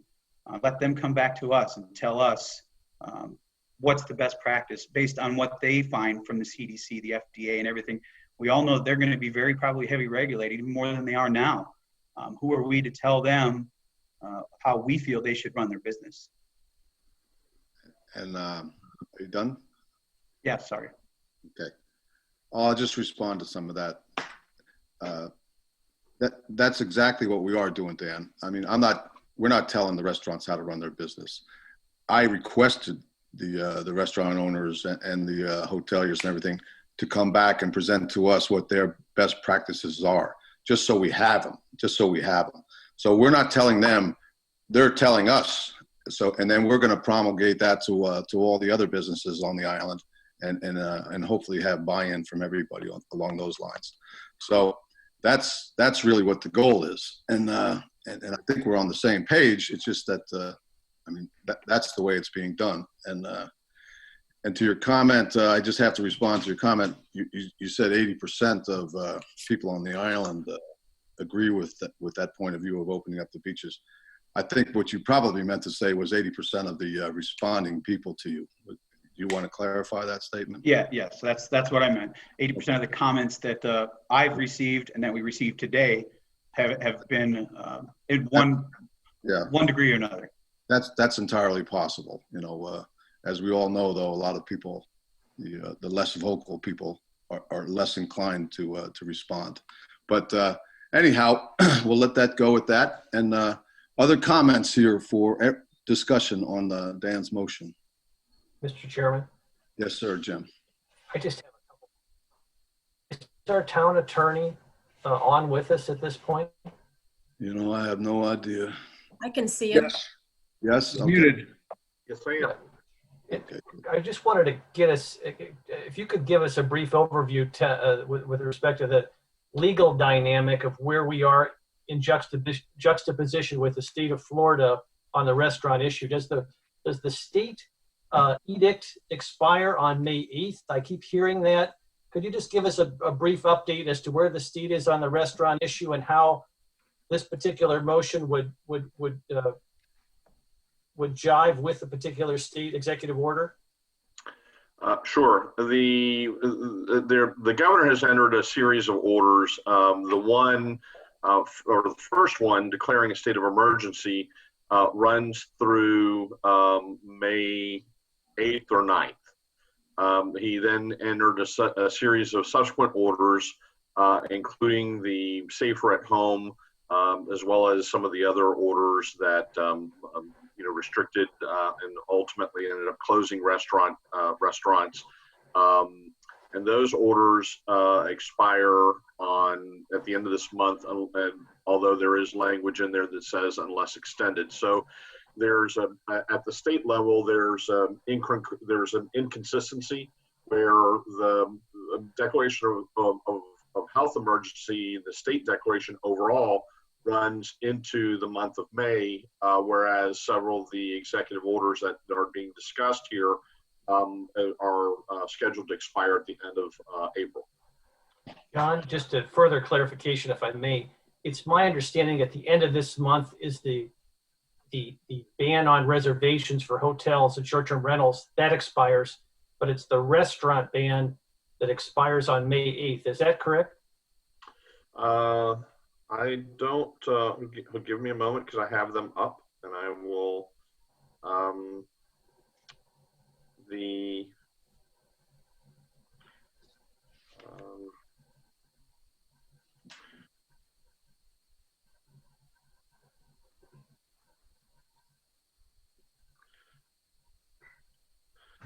safer at home, which closed everything except for essential services, states this order is effective 12:01 a.m. on April 3rd. 2020. This order shall expire on April 30th, 2020, unless extended by subsequent order. Executive Order 20-68, bars and restaurants, and Executive Order 20-71, alcohol sales restaurants, shall remain in effect through the duration of Executive Order 20-52, including any extensions, which means that runs through the 9th. Would you then opine as to how this affects the motion with respect to the restaurant issue?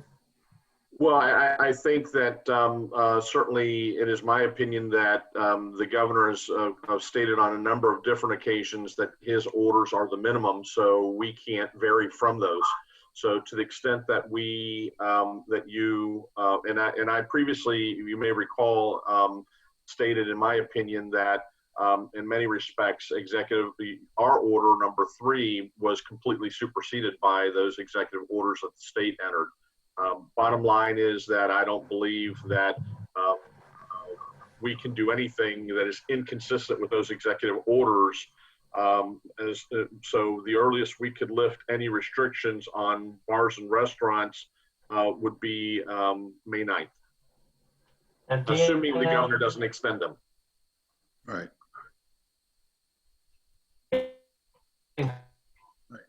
Heard that would. Again, having heard after what you've heard, Jim, excuse me, Jim. Start all over, Jim. That didn't. You broke up on us. I'm sorry. Start over. I was just going to ask Councilor Allers. Then, now that he's heard that, could he restate his motion and then opine as to how that impacts his motion and his opinion? I caught part of that. Sorry, Jim. I believe you were asking about if, based on the information from the town attorney, if I would be willing to relook at that. And yes, I would. I would adjust my motion to the May 9th date that that John told us. And obviously, if again, if the governor changes the orders, that we follow his orders, which we are required to do. Thanks, Dan. And then would you restate your motion then and then explain based upon what we've just discussed? Yes, I'll change it. My motion was, well, my motion is now that businesses be allowed to open on May 9th at 50% capacity. And again, based on the governor's orders, that may change. Maintain all social distancing requirements set forth by the CDC. Follow any restrictions set forth by any other agencies, example, the FDA. And such restrictions would remain in place for a period of 2 weeks or longer to continue to monitor the additional data. Just for clarification before we go for the second, Dan, when you said your motion, you said businesses. Did you mean restaurants or all businesses? All businesses. Might I suggest that we use the language from item D, all restaurants and other like entertainment facilities and businesses. So that again, if you use the word businesses, that includes the lodging. So. Understood. I will amend my motion to reflect the wording in D. Item D, okay. Is there a second to Councilman Aller's motion? I would second that for further discussion. Okay, it's been seconded by the Vice Mayor. Discussion, Vice Mayor.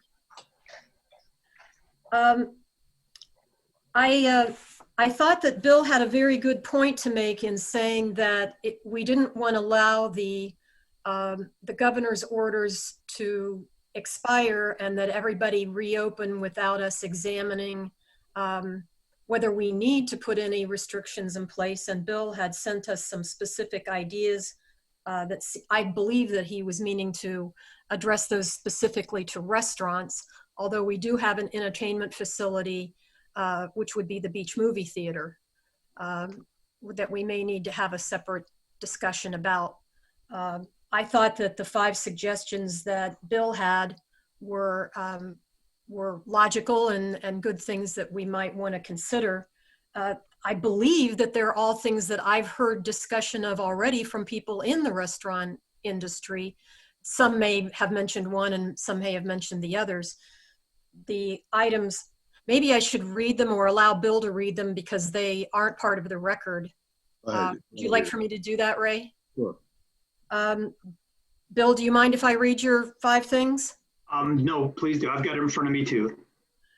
He suggests that if the governor's orders do expire, that we require using disposable menus and/or encouraging smartphone ordering and payment. That number 2, all employees who directly interact with customers or are regularly within 6 feet of customers shall be regularly tested for COVID-19 or have exhibited a positive antibody test. Number 3, guests must be wearing masks or face coverings and stay at least 6 feet from other guests until seated. 4, social distancing rules apply in restaurants and outside dining areas. And 5, reduce items that are reusable between guests by using single service packets of condiments. And like I said, these are all things in my discussion with people in the restaurant business that I've heard that they are already considering.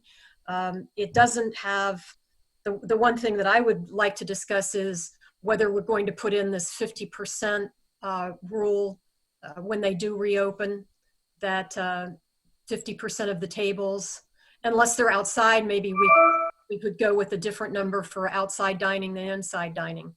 That would be my addition to Bill's suggestions. Mr. Chairman, Yes, sir. if I may, just briefly, I like the idea of this task force that you've assembled.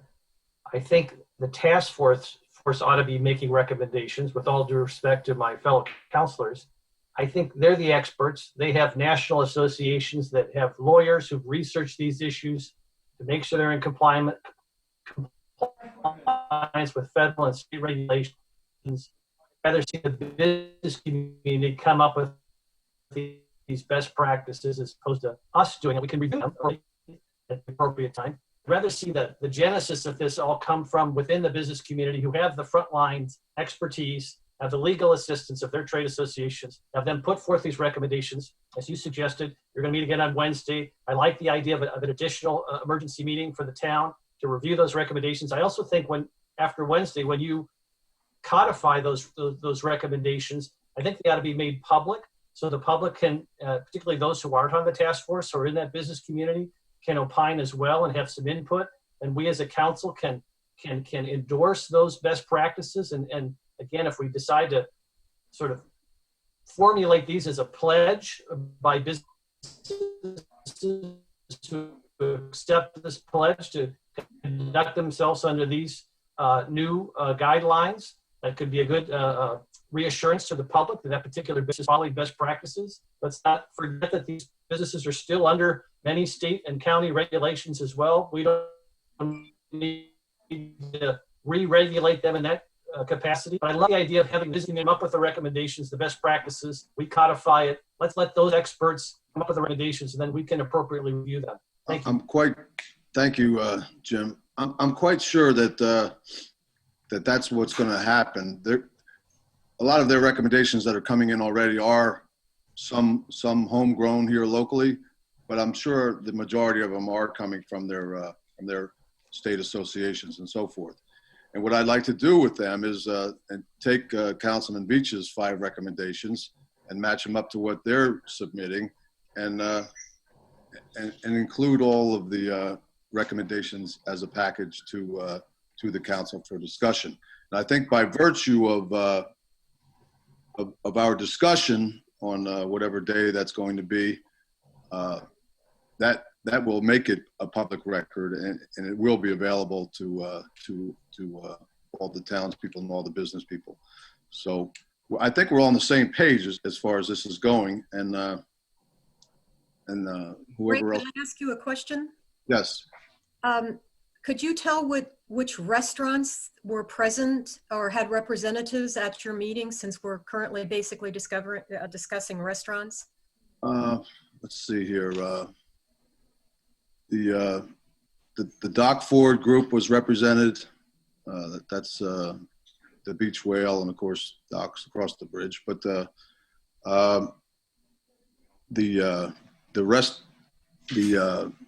Fishtail restaurant down at Fishtail was represented, and of course the hoteliers that were present all run restaurants as well. So, and Mr. Mayor? yes, sir. Am I leaving something? Also, the chamber was present, and also those people who've had input, any of that input that was shared with me or the town has been forwarded to the group's sort of de facto recording secretary for inclusion. So,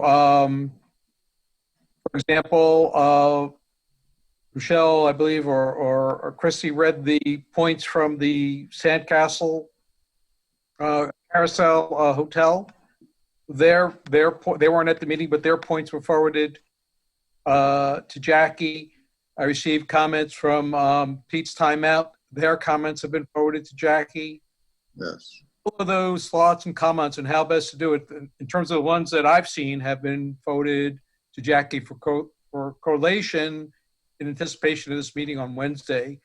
And I guess the last point I'd like to make is that we strongly encouraged all those persons present to work very hard on this with the goal of having something ready to go in front of council by for the beginning of the month.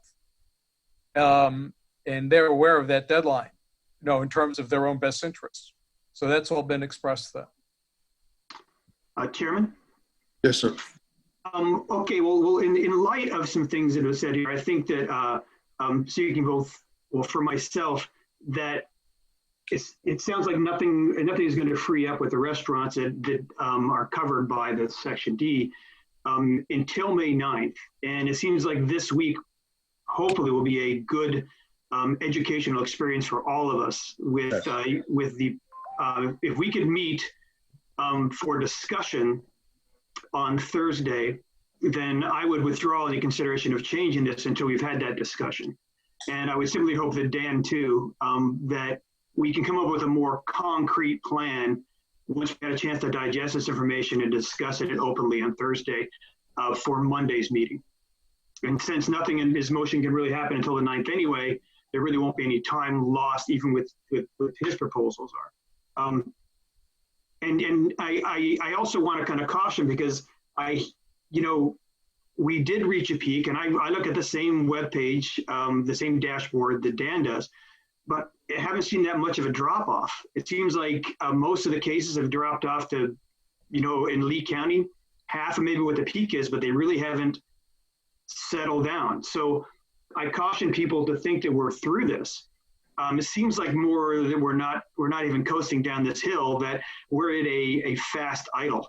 And this reduction in this steady state we're at is based on these draconian measures we're taking. So we heard from the public comment, we heard that a lot of people want to be on the beach. We also heard a lot of people who don't live on the beach who stated their intention is to come to the beach as soon as it's open. So, I really want to caution and let's, when we look at the data, let's try to look at what data is really telling us and not what we want to tell us. Because a lot of the comments I got to are people are using a portion of the statistics to justify something that they probably want to support before they looked at that data. As an engineer, I put a lot of time and effort into something. I made sure that it was true before I started developing a product. So I think it's important for us to make sure we're dealing with what the science really tells us, not what we want to tell us. And the same with this opening, that we get as much information as we can before we start coming up with a plan. And we do want to come up with a plan as expeditiously as possible. So, for my choice is to put this off any kind of action on these motions until the 9th, until the part D, until the 9th, and or until the meeting on the 4th.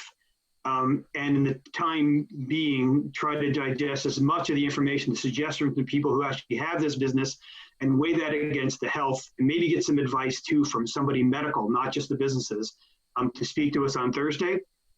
Also, if possible, to speak to, if we can get someone from the county commissioner, maybe the mayor of Sanibel, to discuss to us what they are doing, so we have as much information as possible in front of us to move forward with the plan. I'm a little confused. Mayor, may I ask a question? Yes, go right ahead. Thank you. I thought we were just discussing item D, and then it seemed that Bill was morphing into saying, let's delay everything. Is that what you're saying, Bill? No, I corrected myself and said D after that. So just okay. pertaining to D, to Dan's motion that's on the table now, and the proposal that I had for D. I guess then procedurally, what I would suggest to Dan is Dan, are you willing to table the motion until Thursday's meeting? Yeah, Or withdraw it and restate it again on Thursday, either one.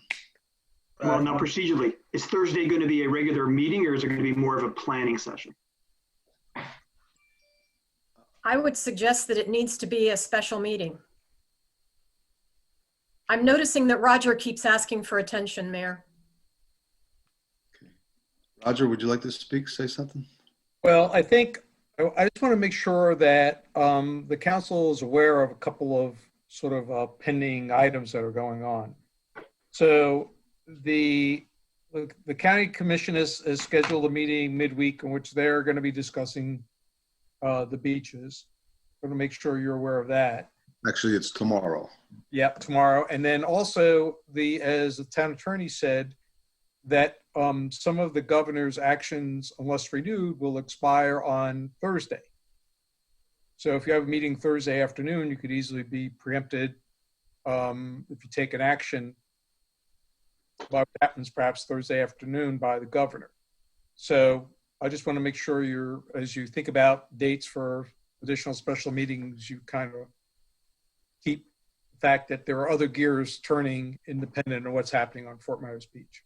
Mr. Chairman. Your suggestion would be that Friday would probably be a better date then. You would see everyone else's cards at that point. Exactly. I'm on the same page. Is there some? Mr. Chair. Okay. I agree with that, because we have another issue that's in sync with all this, and that the expiration of the governor's orders that impact short-term rentals and reservations for hotels also expires on the 30th. So given the governor's past history on these types of decisions with respect to renewal of that order, that often happens late on that last day. So we won't really know what happens on that until late April 30th. So again, we'd have a lot more sort of vision, if you will, if we met on May 1st. So I would support May 1st as well. Okay. Does that seem to be the consensus of the council? I think we have to ask the motion maker to, with either, I had every intention. he either needs to call the question or be willing to table till Friday or withdraw. Mr. Chair. Yes, sir. Yes, I would be willing to table the motion until a meeting on Friday. If I could also add just a few comments, if I may. Right ahead. I agree with everything Council Member Veach has said, as well as Vice Chair and Mr. Adderholt. I was looking at this from a different point of view. I was trying to look at it from the people all along. Every one of us have had a choice. We've had a choice to stay home. We've had a choice to self-quarantine. We've had a choice to go out and exercise if we chose to. Who we did not give any choices to were the business owners and the people that work for those businesses. They were not given a choice. They were told to close down. They have no repercussions. They have nothing that they can do. They're not getting any help from the federal and state level. So as I was going through my thought process, I was thinking of, if you've never been in a position where you've wondered where your next meal is going to come from, or how you're going to put food in your kids' mouth, it's hard for you to relate to what a lot of these people are going through. And they're suffering. They may not be suffering from the virus. They may not be dying from the virus, but most of them are very prideful. They want to work for their money. They don't want to put their hand out and ask for help. I'm just trying to give them some hope that the things are coming for them, things that they can have something to hang their hat on. So that was my point of where I was trying to go. With all that being said, I will say again, I will table my motion until our discussion on Friday. Thanks for your comments, Dan. And rest assured, I'm pretty sure we all feel the same way you do. This isn't something that we want at all, or that we want to continue. and also this town council had very little to do with closing down the businesses, or the prior one for that matter. But be that as it may, okay, that motion has been put off till Friday. I would second his motion to table. I believe it does require a second. Okay. It's been moved and seconded. Any further discussion?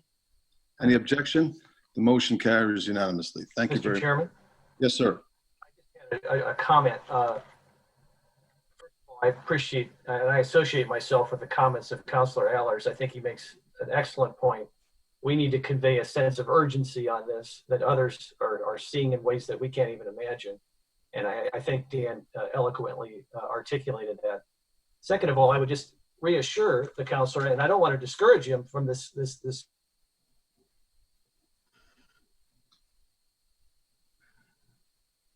Oh boy. Jim is having some technical difficulties in that room that he's in, I believe.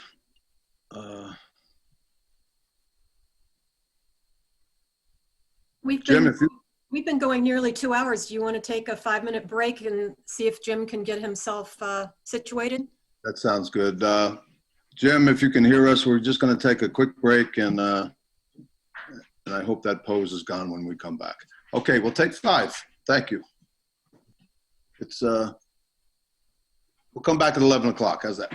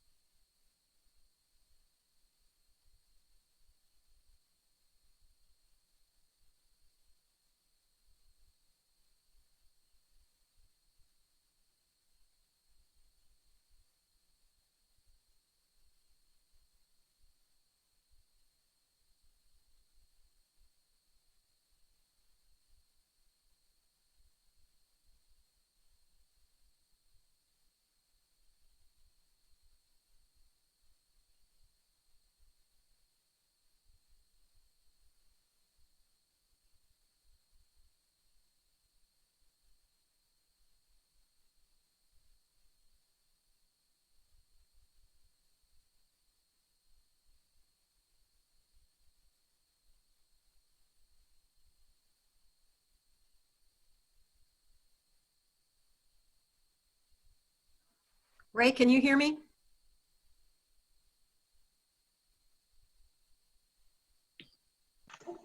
Check in, please. Hello, hello. Ray, I wanted to let you know that I had called Jim and I did speak with him. He Yeah. was aware of what we were doing and he was going to try and move to a different room Good. and maybe even call town staff for help in signing out and re-signing in. All right, maybe we better wait a couple more minutes then. Let him get settled. I don't want to rush him. Thank you. I saw you on the phone, Roxanne. I thought you were with your stockbroker. I'm sorry. And just as a quick note, when muting, if you use the space bar, it actually is the fastest way I've found to mute and unmute if you need to. Yeah, Here's I a- just forget to push the space bar sometimes and just start talking. I can relate. Here's a quick note from me. Once I get on, I don't touch nothing. I'm afraid to touch anything once I get on. So, there you go. Probably not a bad decision. I think sometimes I might be more interested when I'm muting, more interesting when I'm muted. You know, I've heard that once or twice myself, Bill. About myself. Well, lip reading is a lost art form. I mean, you know, it's Yeah. another talent. Yeah, I think if my wife could put a mute button on, she might want to do that too. Yeah.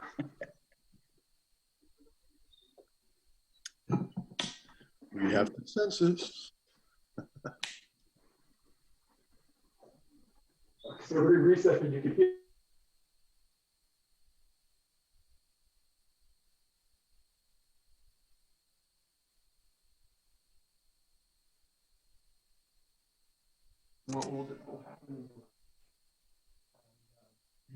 Mr. Mayor?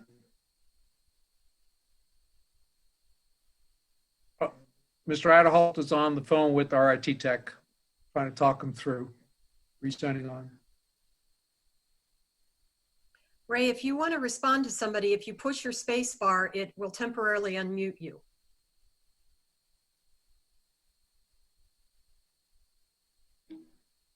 Am I unmuted now? Yes. Okay. I understand that Councilmember Adderholt is on the phone with our IT technician. Yes. Can everybody hear me now? Yes, sir. Ken. All right, thank you. And I think that you can, everybody outside can hear too. I think that this is, even though it says in recess, you can still hear voices on the television broadcast. So be very, very careful.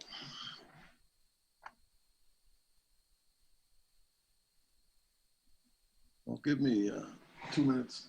I think he needs to go outside, honey. Go out the front. Cheryl, I think Boudreaux needs to go out front just for a minute. He's calling in.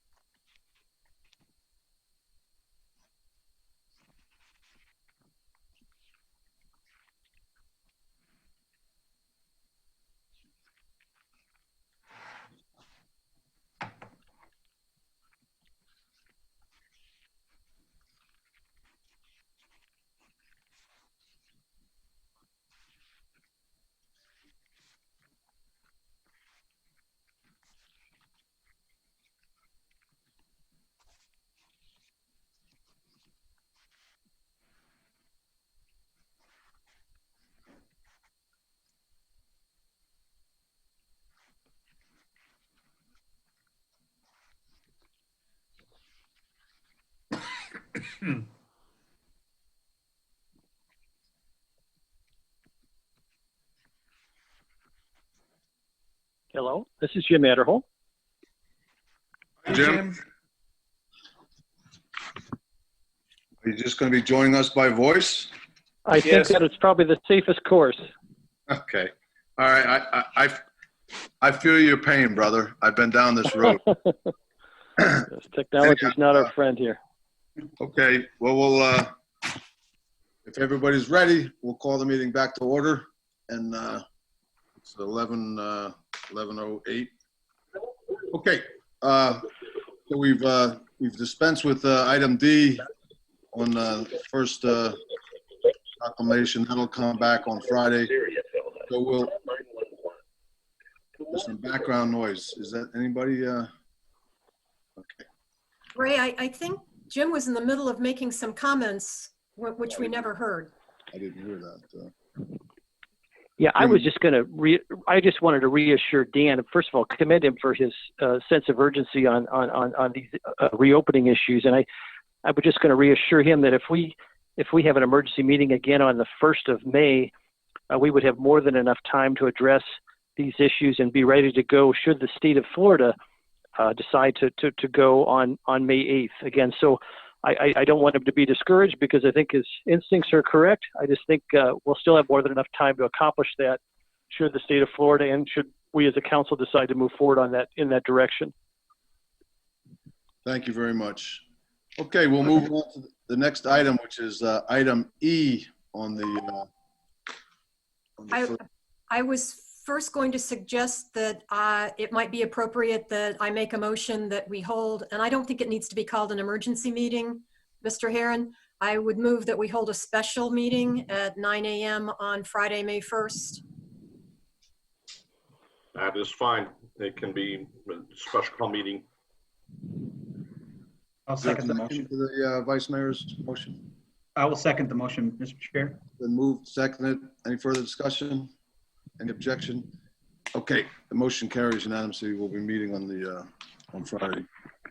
Okay, the next item is item E, which is all beaches and beach accesses in the town of Fort Myers Beach are closed. No persons or activities are permitted on the beach within the EC zoning district of the town, generally seaward of the coastal construction control line, et cetera, et cetera, et cetera. So that is the question before us. Vice Mayor, since you were the one who brought this forward, I'll let you start off the discussion on this. Well, I made a specific motion at the last meeting and it was deferred. After that time, I did send in the language so that everybody had it in front of them. And I also had a discussion with the town manager to make sure that staff-wise, if he had any suggestions to add to my motion, that I certainly wanted to include that. He did make suggestions that we add a requirement for facial covering, and he also suggested we exclude dog walking because it tends to cause people to congregate. And these are not dog walk. I love dogs. This one kind of breaks my heart. But I thought it should be included just for discussion as to how we move forward with that. I've pretty much said my piece that I think the way to go is with a limited reopening so that we can see how it goes and then expand it. I know a lot of people are chomping at the bit, but I would prefer to expand this after we've given it some time to see how my suggestion works. And having said that, I'd defer to the other council members. Well, actually, I'm going to make a motion including the language that I sent out to everybody so that I'm complying with the mayor's request that we make a motion for discussion. Okay, would you read that, please? I would move that residents of the town of Fort Myers Beach, Florida, carrying proof of residency are permitted to exercise, that is, walk or run on the public portion of the beach at or below the mean high tide line between 7 a.m. and 9 a.m. All current social distancing rules apply. People should remain 6 feet apart of groups of less than 10. Pedestrians should wear facial coverings or masks, etc. Dog walking is not yet permitted. Current parking lot closures remain in effect. Pedestrians may access the beach via accesses owned by the town. This modification of the prior order does not permit sitting or reclining, nor the bringing of beach paraphernalia, i.e. no towels, chairs, etc. For a second? Mr. Chair, I'll second it for discussion. Thank you. Okay, you have the floor, Councilman Allers. There are a few things I would like to talk about. The dogs, with the 6-foot leash that we have, we're already practicing social distancing from our dog. I don't understand why we couldn't allow them to walk on the beach with us. If we do happen to encounter someone that has another dog, now be 12 feet apart. So we are doubling the distance. I think we should be allowed to bike on the beach, not just be restricted to walking or jogging. Some people, it's easier for them to bike than it is to walk or jog. And the 7 to 9, I would prefer to see sunrise to sunset. I think if we limit it to just 2-hour window, that we are forcing people into an area, a small window that not everyone would be able to enjoy. And even at the sunrise to sunset, technically we are closing the beach 50% of the time. Anything else? That is it for now, Mr. Chair. Chair? Any comments from the other council members? Mr. Mayor? Yes, sir. Yeah, I have a couple things. Now, one is, we're talking about the wet sand. The wet sand is my understanding it's state land. So I question the legality of taking state land and limiting who we allow to be on that land, taking a group that limits it just because we're in the jurisdiction. I'm not sure how legal that was. I don't know if to be a challenge or not. And the second thing I have is enforceability. I personally am not comfortable with having our staff be exposed to people to go and check residency. I think that that's a risk that I don't think is necessary or maybe worthwhile in doing this. And to a couple of things that that Dan said, I agree with Joanne that people do. I mean, I love dogs, and there's plenty of dogs on the beach, but it is a call to socialize more than just people who are out walking briskly or running on the beach. So I think that, and the sitting here on the beach, there is a schedule on the beach. And in the early morning, the beach is full of walkers. Late morning to early afternoon, that's when people come and lounge on the beach. And then the biggest crowd comes at sunset. And sunset, very few people are walking. Most people are just conversing. So if anything, I think the time limits are necessary at this stage if this goes forward. But again, I still have questions about legality, enforcement, and from what you saw, like I mentioned earlier, a little out of line, was that there are lots of people who are sending us a message saying if we open the beach, they're not from Fort Myers Beach and they want to come. So we will get a lot of people here from outside. It'll be tougher to maintain social distancing. If this does pass, one thing I would like to have on it is that we empower the town manager that if it's demonstrating that the rules are not being kept, that there is problems with social distancing, that he would be allowed to restate the ban until the next council meeting. Can I respond briefly? One second. John Herron, would you like to address that issue of legality on the wet sand? Well, I have I frankly have a larger concern about just simply distinguishing between residents and non-residents. I don't know how it can be enforced. I defer that to the manager, but I think that from a practical constitutionally saying, well, we're going to allow beach residents versus no one else, we may run into some issues there about how we're distinguishing and and legally distinguishing between residents and non-residents when there's no rational basis for doing so. Either the beaches are open or they're not, and to say, well, so they're open to this class of individuals versus not these individuals may run into constitutional issues. Okay, thank you. Mr. Adderholt, would you like to weigh in on this? Yes, thank you, Mr. Chairman. I just a couple of thoughts. John, your most recent point, I'm curious then how we issue hurricane reentry passes only to residents who can come back on the island, given unique circumstances. Obviously, we're facing unique circumstances now. And I think from an enforcement perspective, from a practical standpoint, the real enforcement will occur when large groups are gathered and people are violating the social distancing rule. Should someone come off island and be walking on the beach and respecting all the social distancing rule, wearing their mask, nobody knows who they are, but they're 20 feet apart from anyone else, I'm not sure it's going to be a major crisis if that occurs, because they're going to quietly go home. First of all, the shortened time span would disincent most folks from driving all the way over here trying to find a place to park. Obviously, the public park would remain closed. So I think there's a natural disincentive to keep folks from coming here, particularly given the limited window that we have. I do wonder about that window from a practical standpoint. I wonder if it could be 7 to 10, because I could see if the window is too narrow, it could cause people to sort of cluster during that 2 hours. If you had 3 hours, then you could kind of have a sort of the early risers who get up right at the sunrise at 7, walk for an hour and a half, be gone. Then you get your second shift, and it might create an additional opportunity for social distancing. So that's just a thought.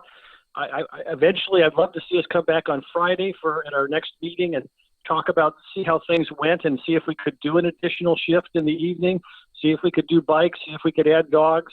We have now, since we have a council meeting scheduled, we have a week to kind of do a trial period, which I think is great, but I do think we ought to be open to expanding this if this is successful to address a lot of the concerns that have been raised. But I think this is a thoughtful compromise. In fact, I would argue that what the vice mayor has put forward is actually if you're strictly trying to focus on public health, this is a pro public health position, because you're lessening the crowds on the Estero Beach sidewalks. You're requiring people to wear masks on the beach where they otherwise would not be required to wear them on Estero Beach. Again, I've got some challenges with that, but if it helps us get something passed today, I can live with it. But I think this is a very thoughtful approach, and I think it's one that's actually very pro-public health. That's all I have. Thank you. Thank you, sir. Now it's my turn to speak.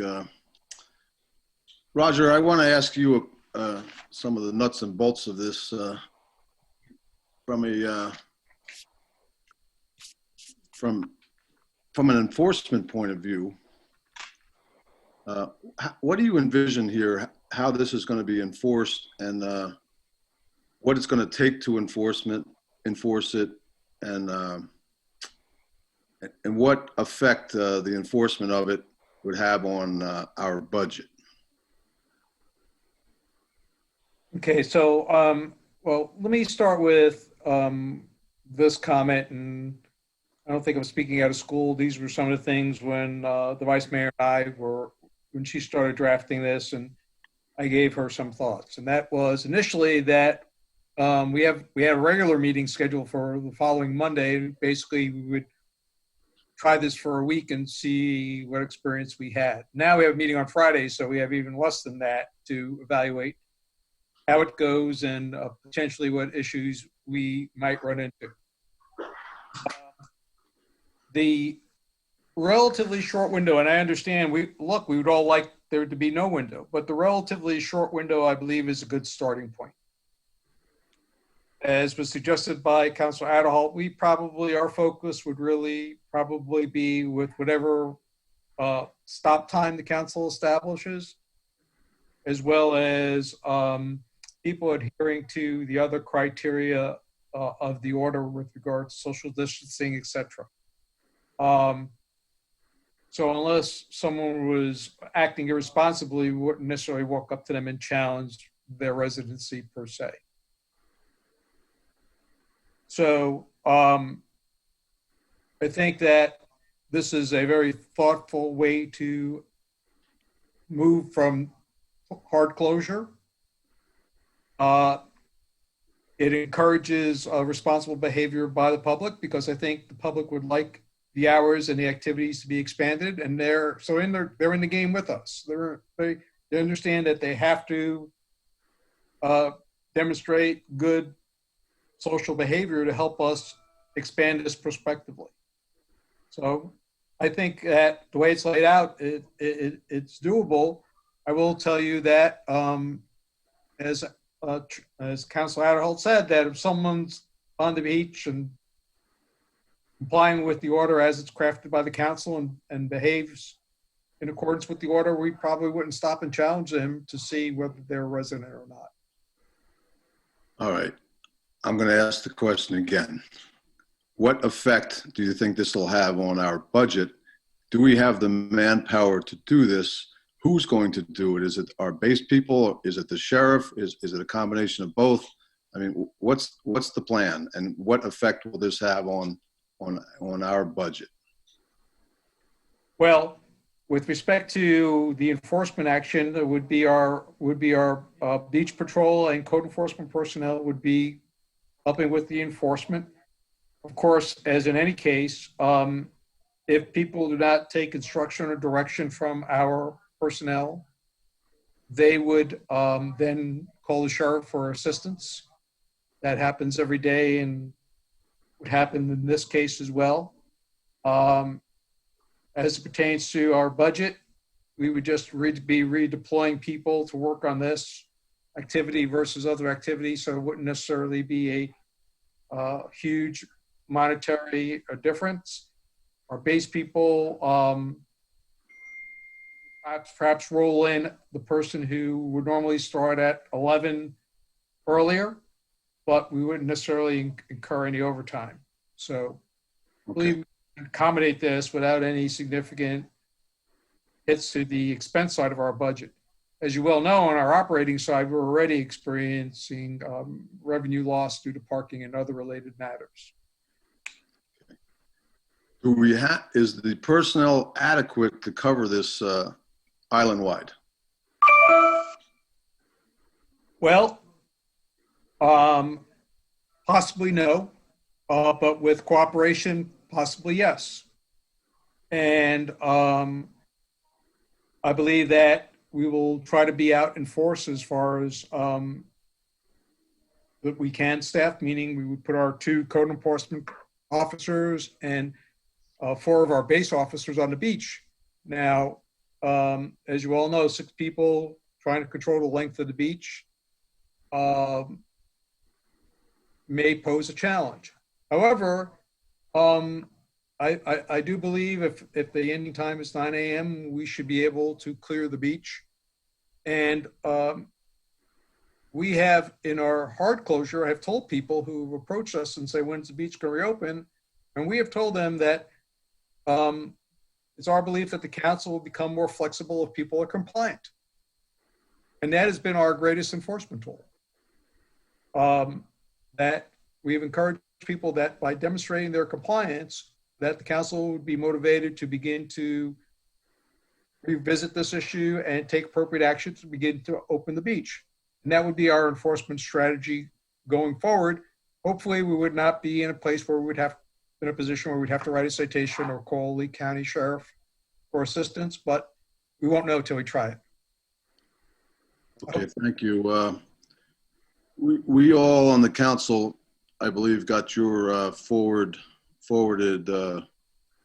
article the other day about the situation down in the Florida Keys. The Keys, according to that article you sent us, the Keys are closed down until I believe it said May or June, I think it was what they said. Now I'm not comparing us to the Florida Keys, but the reason in that article that it was stated that the Keys were shut down is because they were very concerned about the people coming down from Miami-Dade who are a lot of their workers down there in the Keys. and they were concerned about the infection being brought down into the Keys and creating another spike per se down there. That has been my whole concern during this whole discussion of ours.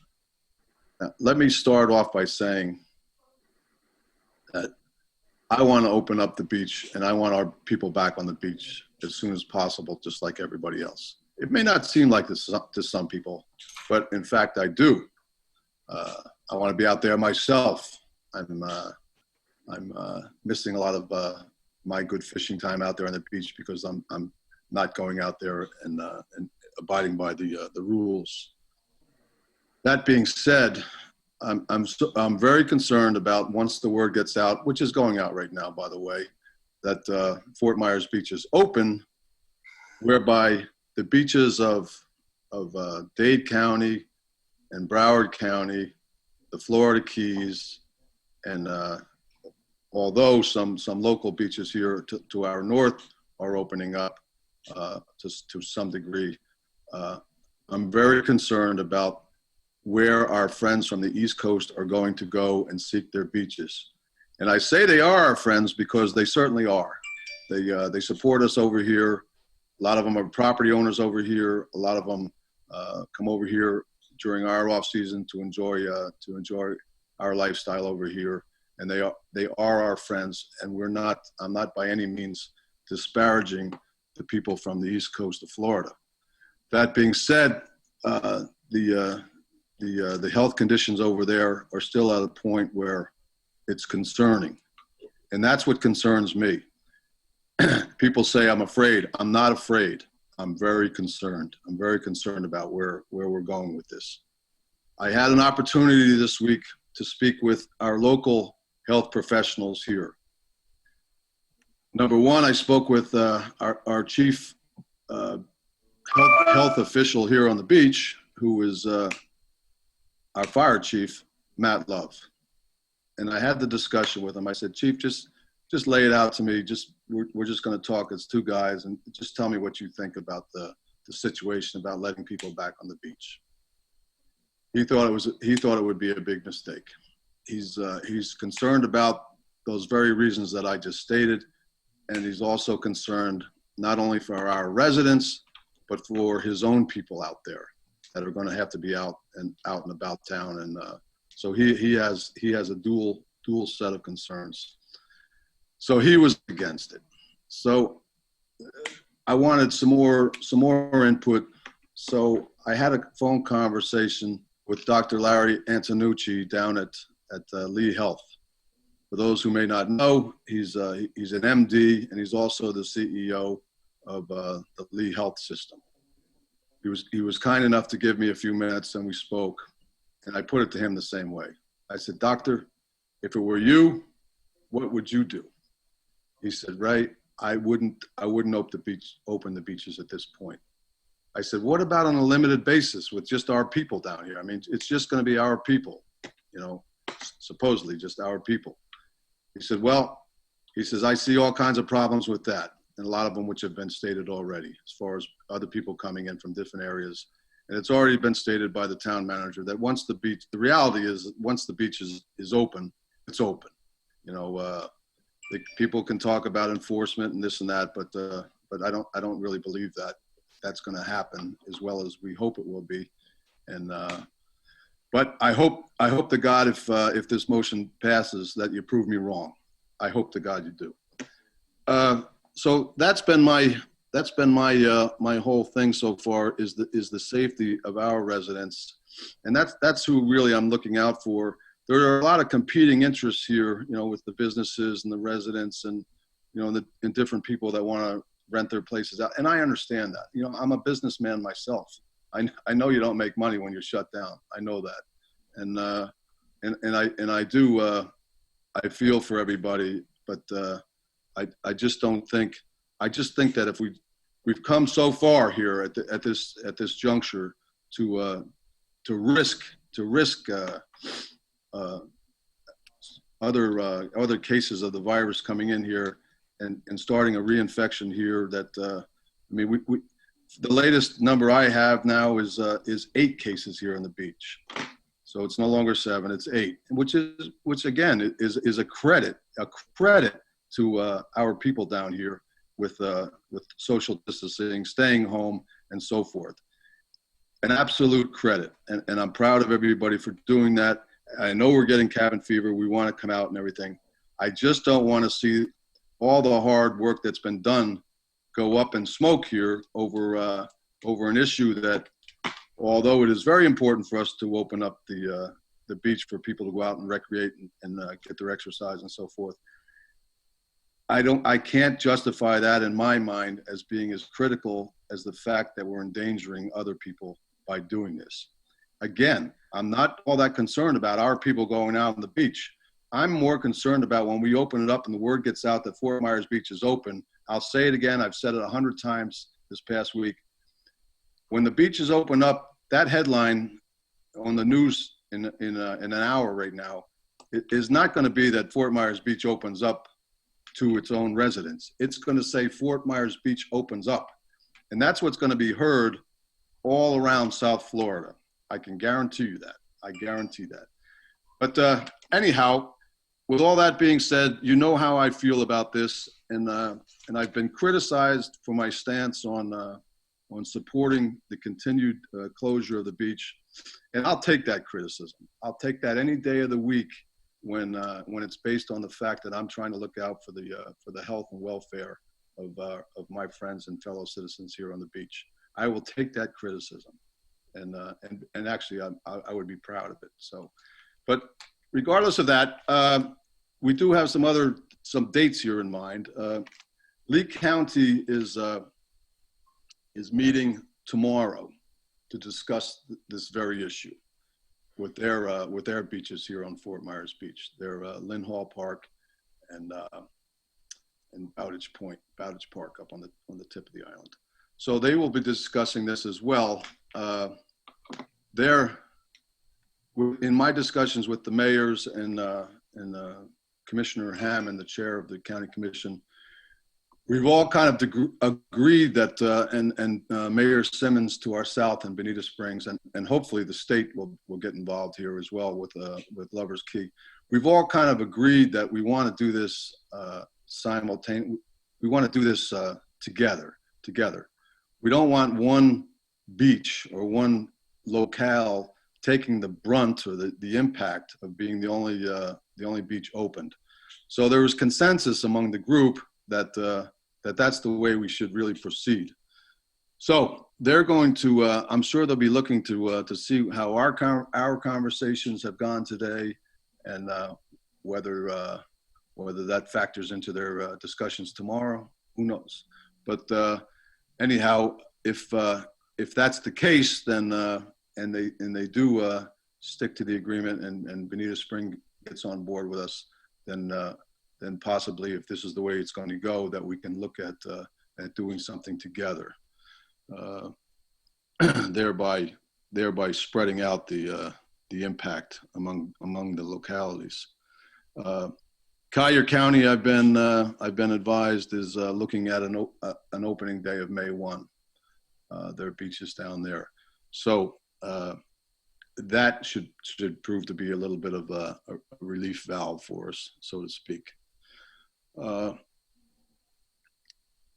governor, we have to keep our eye to that to see what's going on. But anyhow, those are all of my thoughts. I think you all know where I stand on this issue, so I'm not gonna repeat it anymore. But we've all had our chance to speak, and Vice Mayor, if you would repeat your motion one more time, please, including any changes that were made, then we'll get on with this. I would prefer at this point not just to repeat my motion, but I have a couple of comments to make. I believe that there are two people who are in support of this motion in some version. I jotted down what each of them said, and I didn't hear agreement from them about the changes that would be made. Dan indicated that he would add dogs and bicycling, and I didn't hear Jim say that he agreed with that. I'd be willing to amend my motion if the other two want to add that. Jim added that he'd like to go from 7 to 10, and if Dan is in agreement with that, I'd be willing to amend my motion along those lines.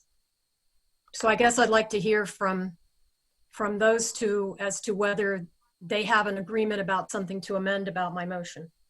Councilman Allers, why don't you start off? Yes, sir. Yes, the dogs and the bikes, I think is good. And in the spirit of compromise, I would be willing to add, this at the very minimum, the second timing towards the end of the day. As I said before, I prefer that we didn't have those timeframes, but again, in the spirit of compromise, I'd be willing to do that. If we're allowed to add the dogs and the bikes to that. I agree with the enforcement issues that have been talked about. I think with the not allowing parking and the chairs, I think that is, and correct me, Roger, if I'm wrong, but that seems to me that would be an easier thing to enforce versus whether or not someone is a resident or not a resident. You can see from a long ways away if someone has propped a chair up on the beach and is just lounging around, and you can see as I'm driving by if there's a car parked where it shouldn't be. So I think that, and to make a comment on a comment that Roger had made earlier, I would argue that I think that our residents and businesses have shown already that they've demonstrated good behavior. A lot shut down before we asked them to. A lot did the social distancing before we asked them to. That is a word those are words that are never going to leave our brains ever again, is social distancing. I find it myself when I walk up to meet someone. I've always been taught you extend your hand to introduce yourself. I catch myself not doing that anymore. You give them an elbow or you just wave from a distance. So I think it's ingrained in our head that social distancing isn't going anywhere. As I said earlier, I think people that have a choice will still have a choice. You don't, if the beach opens or it doesn't open, you still have the choice to not go on the beach. You still have a choice to not interact with those people. If you choose to, you choose to. Other than that, I think that other than that, I think I would be willing to again amend some of the things that I would like to do based on compromise. Okay, Councilman Adderhall. Yeah, I would just say a couple quick things. Number one, I do think when all of these, I think, appropriate steps were taken by previous town councils, we had spring breakers gathered in massive crowds down here. Folks had too much to drink. They were acting rebellious, and of course, you've got a mindset of invincibility at that age. And mission was accomplished. The council's actions, along with other municipalities' actions, alleviated that concern. Since then, we've had weeks of constant education at every media site about things that we need to do, best practices, social distancing, washing hands, all the hygiene issues. And I think it's time to trust our people. And even those who would come over and drive an hour just to be able to walk for an hour, we're not encouraging that, but there'll be a few outliers that do that. But these are folks that have had weeks to educate themselves on best practices and social protocols. And we cannot make public policy based upon a couple of knuckleheads who are going to do foolish things. The vast majority of the population is on board with this, and we need to trust them. And I think this is a very measured step. And listen, I'd like this motion to be broader. I'd like to include a lot of things we've only been talking about. But I think since we're going to be meeting on Friday, in the interest of time, in the interest of compromise, I'm willing to accept the motion as is, and I'd like to take a look at it again on Friday to see if we can expand in some of the areas that we've all been talking about. But in the interest of compromise and in the interest of moving things along and getting something done today, I would be willing to accept the motion as is. So you're saying that you don't want to throw in the dogs and the bikes just yet? Well, I'm happy to have that. If everybody's amenable to that, I'm happy to do that, quite honestly. But I don't want it to cause us to break down in our forward progress here. But I would support those items, but not at the risk of losing our momentum. Well, you can't have it both ways. It's either or. Well, Well, what I'm hearing is that Jim is in agreement with removing the dog walking provision and adding bicycles. And he requested 7 to 10, which Dan said he would be willing to go along with. So I would make those amendments. Does the seconder agree to the amendments? Maybe I misunderstood. Is the 7 to 10, is that just the morning hours? That is not including any afternoon hours? That's what Jim indicated. that's correct, Ian. We could take a look at that again on Friday, depending on how things go this week. I would be open to expanding that, but I think this is a good opportunity to see how things go. Then I will mirror the comments made by Councilor Adderholt in the spirit of keeping momentum going forward. Although it's not what I would hope for, but it's a step in the right direction. I would agree to those with being revisited on Friday. Is that a second? That's a second. Sorry. Okay, it's been moved and seconded and amended. Mr. Chairman? Mr. Chairman? Yes, sir. Yes, sir. Mr. Chairman? Yes, Oh, I'm sir. sorry. Just one more point of clarification, if I could. Just to have a brief colloquy with Roger. Roger, if someone was to go to the beach appropriately, either individually or with another person, and respect all the social distancing and the group guidelines, if he were to swim along the coastline for exercise purposes during these required hours, would that be permissible from an enforcement standpoint and consistent with the motion that our Vice Mayor has put forth? I apologize for jumping in on you, Roger, but there's a real reason that I didn't include that, and that's because if you swim, you need to bring a towel. And if you bring a towel, then you sit on the beach. So, Jim, that's my reasoning for not putting swimming in, is because of the towels. If someone was a serious swimmer and didn't bring a towel and respected all the other guidelines, could we allow that? I would prefer not to at this point. I've got a motion that's already been amended once, and I'm trying not to get this too complicated. Well, I respect that, and I would ask that would be one other item that we could maybe talk about on Friday. Why not? Why not? Mayor? Yes, sir. Bill Veach, go ahead.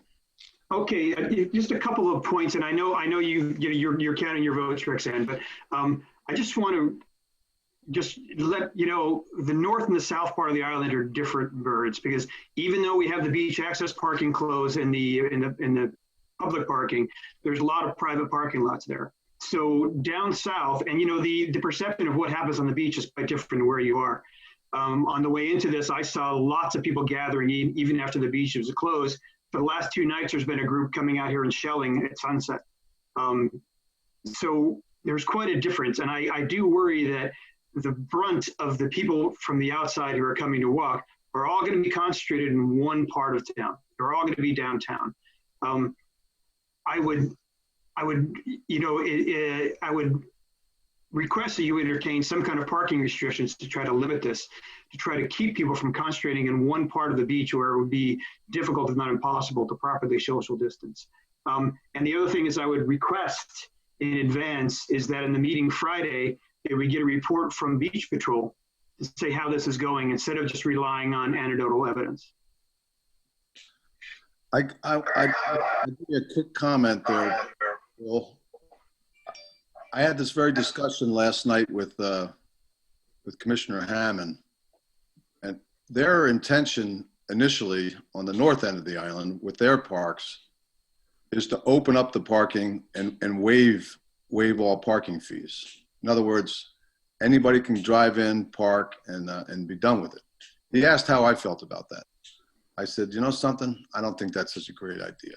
I said, if it were me, I'd keep the parking on there, He said, well, they talk about the health risks and so forth. I said, well, it's no more risky, I suppose, than filling up their gas tank with gas at the gas station and so forth and so on. So, but anyhow, so that's where they are. I mean, they were going to just waive the parking and just have people come on down and so forth. And I don't know if I'm pretty sure that the town manager is aware of that as well.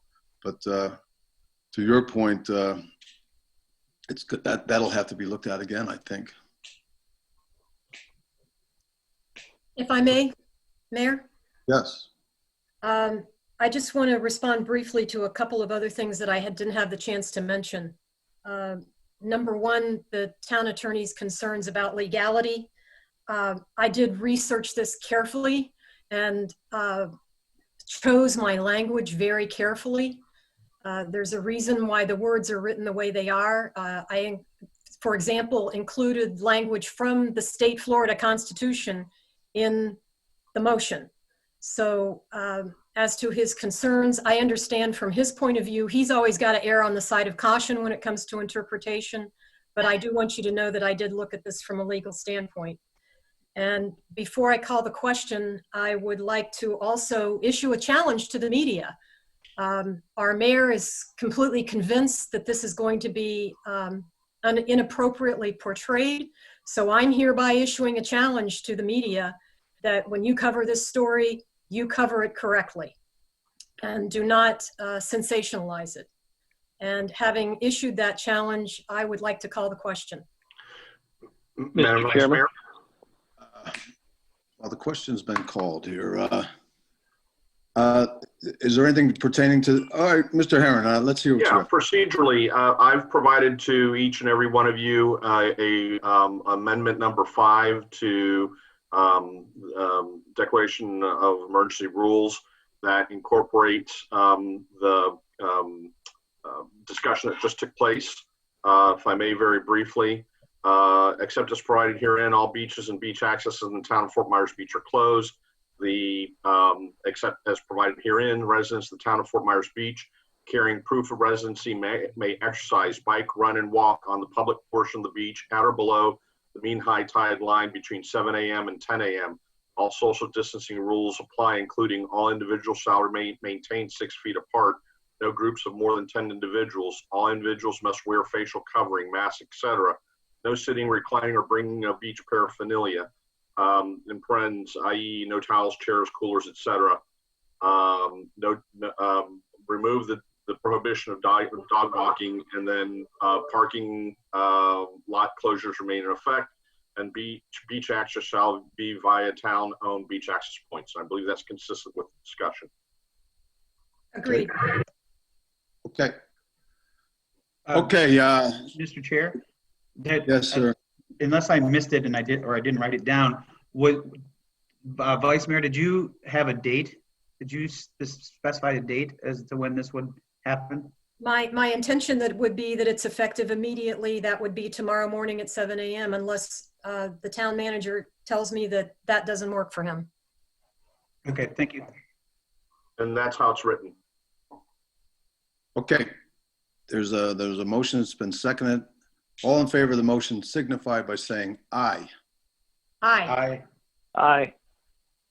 Those opposed? Nay. Nay. Okay, the motion passes 3-2 with council members Murphy and Veach opposing, in opposition. Okay, that's done. I believe that that's the meat of that one. So we'll move on to emergency regulation, Declaration of Emergency Regulation number 2. And this one, I believe what we're going to be concerned with is the prohibition on the vacation rentals and the ability to take reservations. So I'll just read that particular whereas clause, which said, and again, if I'm wrong here, anybody feel free to jump in, but I'm assuming that's what we're going after here. Mayor, the 2 was amended by 4. So if you read 2, it's not really quite what's in effect. Well, if we can go right to 4, I thought we'd just go with each one, but that's fine. We'll go right. So what would be the preference then, to go to 3 or go to 4? I just think 2 and 4 need to be discussed in conjunction. We'll go 2 and 4 then at the risk of leaving something out here. So just for clarification, Rexanne, it looks like 4 includes RVs and excludes certain people like first responders and et cetera, right? Right, and it also has a different end date. Okay. All right, well, we'll discuss 4 then. We'll, or 2 and 4 together. Anybody want to start off the conversation here? You know, Mayor, I would, given where we are, that we're going to be meeting 2 times within the next week, and that we are looking for a lot of information to come in over this week.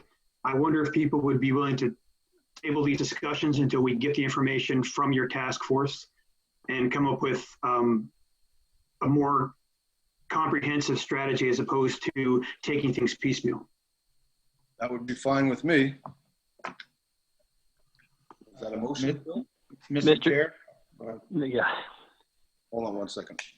Was that a motion, Bill? Did I hear you? Yeah, I will make a motion that we chair the discussion of the modifying the emergency resolutions until the meeting on Friday, May 1st.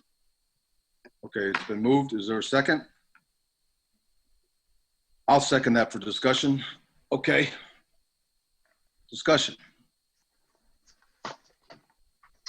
Yeah, I just think that we're looking at getting a lot of information that we need to come up with a comprehensive strategy, and that we're a little in the dark now. Now it's Monday. We're talking this week. We're going to meet again, and then we're meeting again regularly on Monday, a week from today. So there's a lot of meetings going on, and I think it's better to get the information in front of us before we go on to a discussion that may change in a couple days anyway. Mr. Chairman. Yes, sir. This is Jim Adderholt. I just want to maybe find I know a motion has been offered, and I appreciate that, respect that, but I wonder if there might be an opportunity for a compromise on this, in that we have hotels, short-term rentals, who literally are prohibited from booking clients, booking folks throughout the month of June, up to June 26th, and quite frankly, throughout the month of May. So if they're trying to compete with Sanibel and neighboring communities, Marco Island, for Memorial Day business, they're at a tremendous disadvantage. And I wonder, because I think we all assume the governor's going to take some action. Unfortunately, we will not know what the state of Florida will do up until April 30th, which is a Thursday. And so, but we will know what the state will do by our next meeting on Friday the 1st. I don't think anybody expects the governor to extend that much longer than 2 weeks. He may not extend it at all. So in order for our businesses to be competitive with our neighboring municipalities, I would respectfully offer as a compromise that we open up reservations starting May 15th, and then we revisit that on May 1st. And if the governor decides to end his prohibition on reservations on the 30th, then we can change that to May 1st, that morning of our meeting. So again, it would give our businesses an opportunity to compete equally on equal footing with surrounding communities and begin to aggressively try to seek these reservations to be able to survive, quite frankly, and be at a minimum in sync with our neighboring communities. That would be what I would offer as a compromise. Thank you. Well, that is the question here today. That really is the question, and I can just tell you that the members of the task force in the hotel business and the restaurants and the other businesses as well, you would find very little opposition to that, and you know something, I'm okay with that. We said we would revisit it. We are revisiting it now, and I'm okay. I'm okay with that. So I'm anxious to hear what and as far as Bill, as I know what you said about taking our time and talking about it at the next meeting here. But this is one that I feel that we pretty much know where everybody is right now, and I think we could probably move on this one. But I'm open to everyone else's comments, so feel free to jump in. Well, just go ahead. Dan Allen. Go ahead. Mr. Chair, I completely agree with everything that Mr. Adderholt said. I think that we have to give direction. We have to allow these people to know that again, that there's light at the end of the tunnel. Although I agree with the initial order that was given, I think it was too long. I don't think that businesses could sustain that for 90 days. I agree that we need to give them a fighting chance. We need to allow them to start taking bookings. I think I had the exact same notes. The 15th, I think, is a very good compromise. Now, again, obviously, depending on what the governor does, that could change. But I think that we need to show the way. I don't think we should wait for someone else to tell us what to do. I think we should allow them to see what we are thinking. Whether it changes their mind or it doesn't is irrelevant in my opinion. It at least lets the people know that we're trying. We hear them, and we're working for them. So again, I agree. I think the May 15th is a good compromise. Any other comments? Bill? I think I need clarification because the words can be confusing that we use here. When we say taking reservations, that means that they're logging down that you plan to come, not that we're going to allow occupancy starting May 15th. Am I correct? That's exactly right. That's exactly right. So if you're allowed to start taking reservations on the 15th, what is the date that they can then start allowing occupancy? I think we've got to give them guidance there as well. Madam Vice Mayor, I think that's, I'm sorry, Mr. Chairman. Go ahead, Jim. I was just going to say, I think that's where this synchronicity with the state of Florida is what's so important.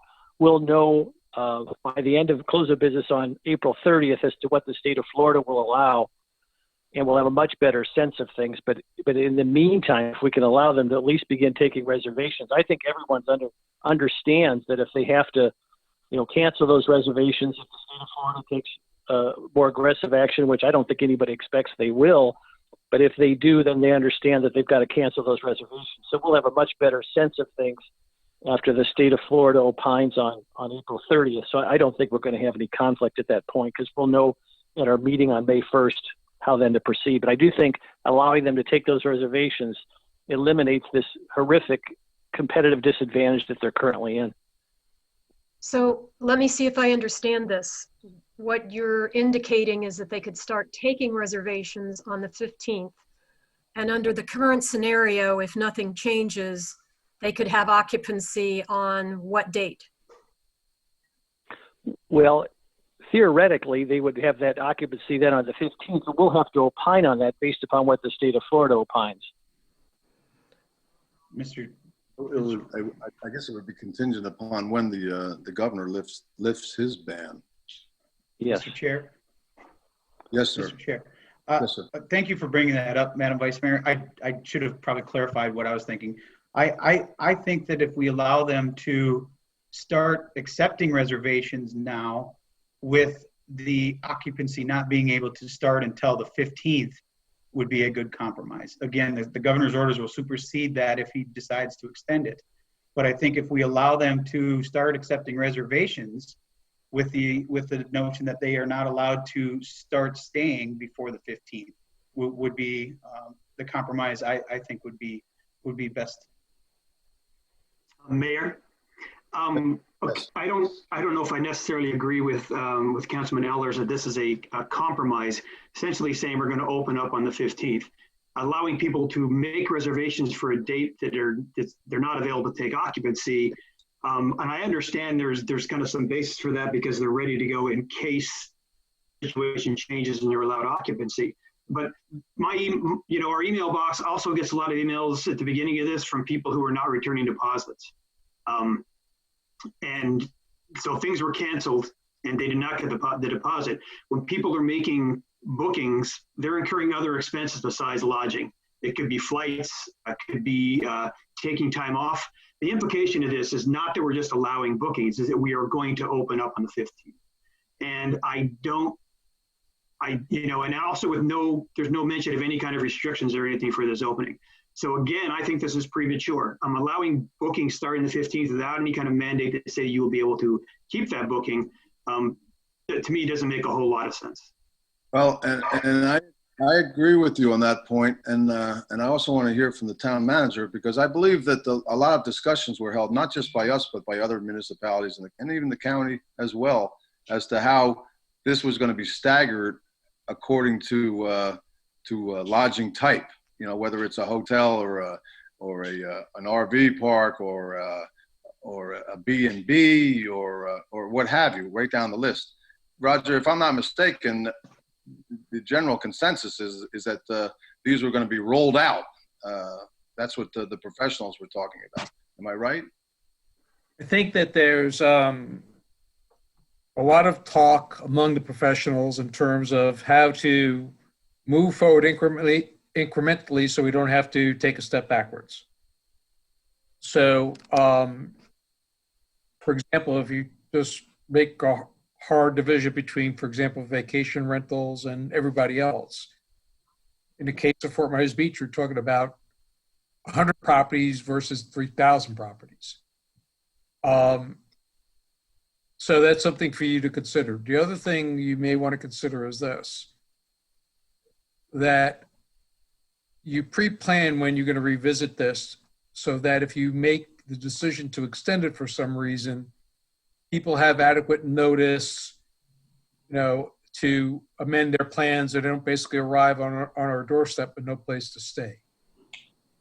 So I would give yourselves some lead time so that you have an opportunity to revisit this and still give people notice that your original thoughts to allow X, Y, or Z to open have been modified.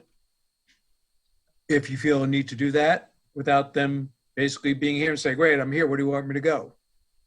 And then also give some thought to tiering this somewhat, just so that you can see what the actual effect of the actions that you're taking, rather than speculate on what they might or might not be. In other words, that would be prudent. That would be prudent, rather than open up the whole thing all at once to roll it out. And I think some of those suggestions will be coming forward on Wednesday from the task force. So that's another reason to wait and listen to see what they have to say. But as far as the question of whether or not they can accept reservations, I mean, I'm not averse to that. But Mr. Mayor, may I add one last thought? yes, sir. Well, I'm looking at my calendar real quick, and it would seem to me that people coming for Memorial Day would be probably coming, if they sneak out, so to speak, on the Friday before, that would be the 22nd of May. Okay. All right, well, that's the date, but doesn't really address the issue of how to roll it out. But Mr. Chair? yes, sir. I have a quick question for Roger. How would we, say we did a rolling out of 50% occupancy for however long and then go up, how across the board for short term, for Airbnb, for hoteliers, for all of that, how would the town enforce that? How would we know if, or what kind of resources would we have to put forth to enforce that someone that maybe has 20 properties on Airbnb are only renting out 10? I mean, what would be the plan to be able to enforce that? I'm not sure how we would do that. Okay, so I'm going to back step to what the mayor was saying earlier. The reason we were working with the industry groups was we were going to ask them basically to sign a pledge that they would adhere to the safety regulations that they themselves are assembling. And frankly, that a commitment by them as a condition to opening up is the greatest enforcement tool. The short answer is that we have 2 code enforcement officers, and so we're going to have limited enforcement capability. with whatever regulation you put in place, our enforcement tool is typically that, 90% of the people comply, and we utilize our enforcement resources against the 10% that don't. So I think the strongest position that the town can take is to allow for the best practices to be put in place by the industry through the task force, get the businesses to comply with those voluntarily by signing a pledge. And then, frankly, dealing with the vacation rentals is going to be something that we can try to work through the property managers to get them to come up with their own best practices and have them enforce those at the property manager level, which then would leave the most difficult challenge of the individual property owners who are managing their own rental. And frankly, that will be a significant challenge, how to work with them and get them to comply. Obviously, we can mail them out and inform them of the rules for behaviors under the COVID-19 conditions. But our experience with general vacation rental enforcement,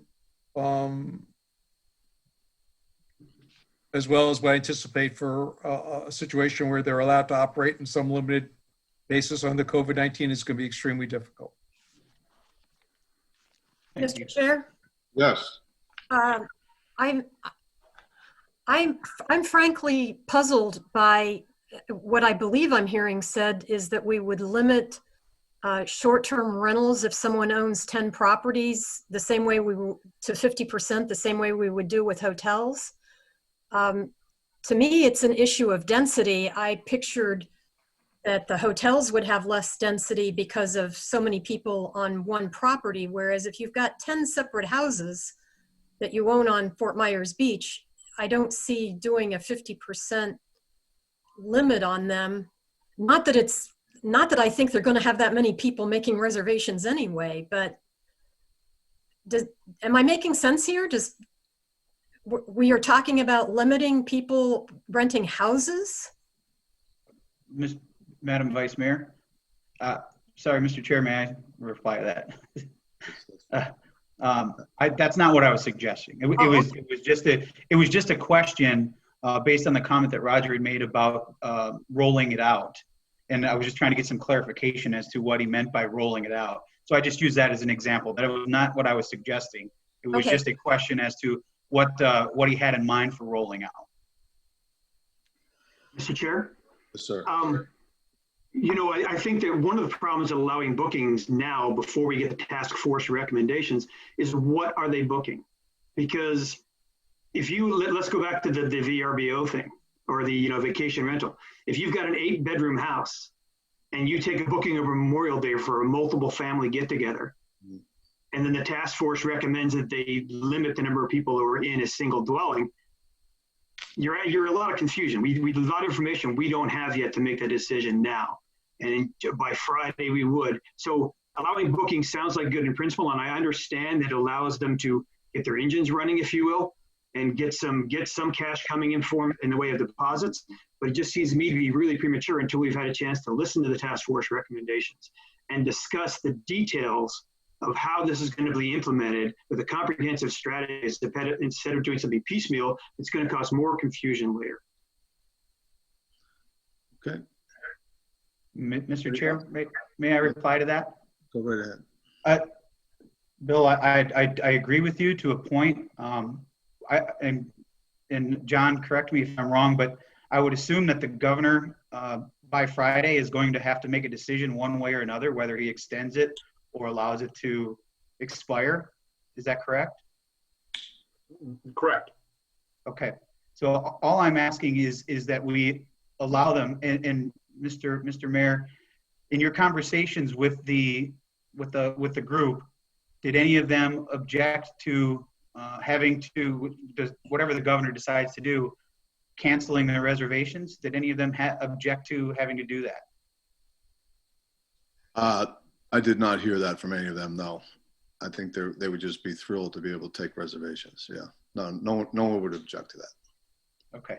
So Bill, I guess what I'm trying to get at is I think that by allowing them to start accepting reservations, and we could put a date on it that I think you would feel comfortable with allowing them to actually take occupancy.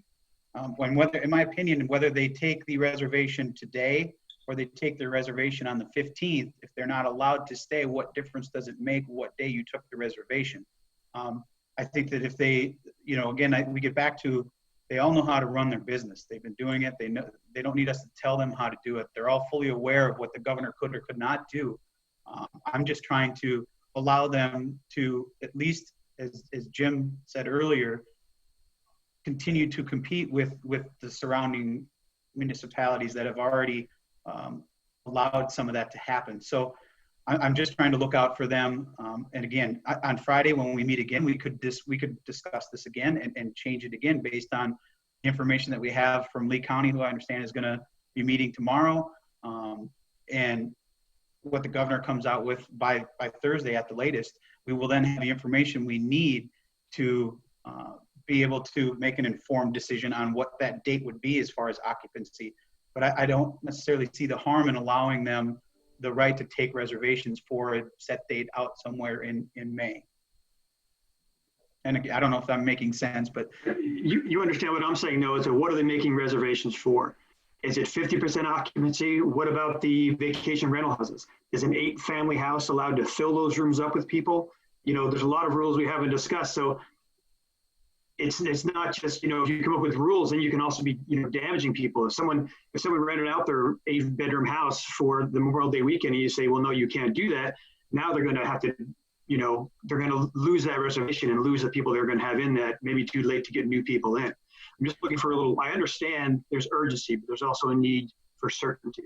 And we're close. I mean, really, we're talking about getting a task force recommendations on Thursday, the governor on Wednesday, the governor on Thursday, and then meeting on Friday with the information in hand to discuss. You can take reservations, and here's the rules of engagement for those reservations. That's 5 days away. Again, but it appears that we're waiting, and we're not giving any direction. We're waiting for someone to give us direction, and it's to me it becomes pardon me. It becomes. Oh, go ahead. You finish your thought.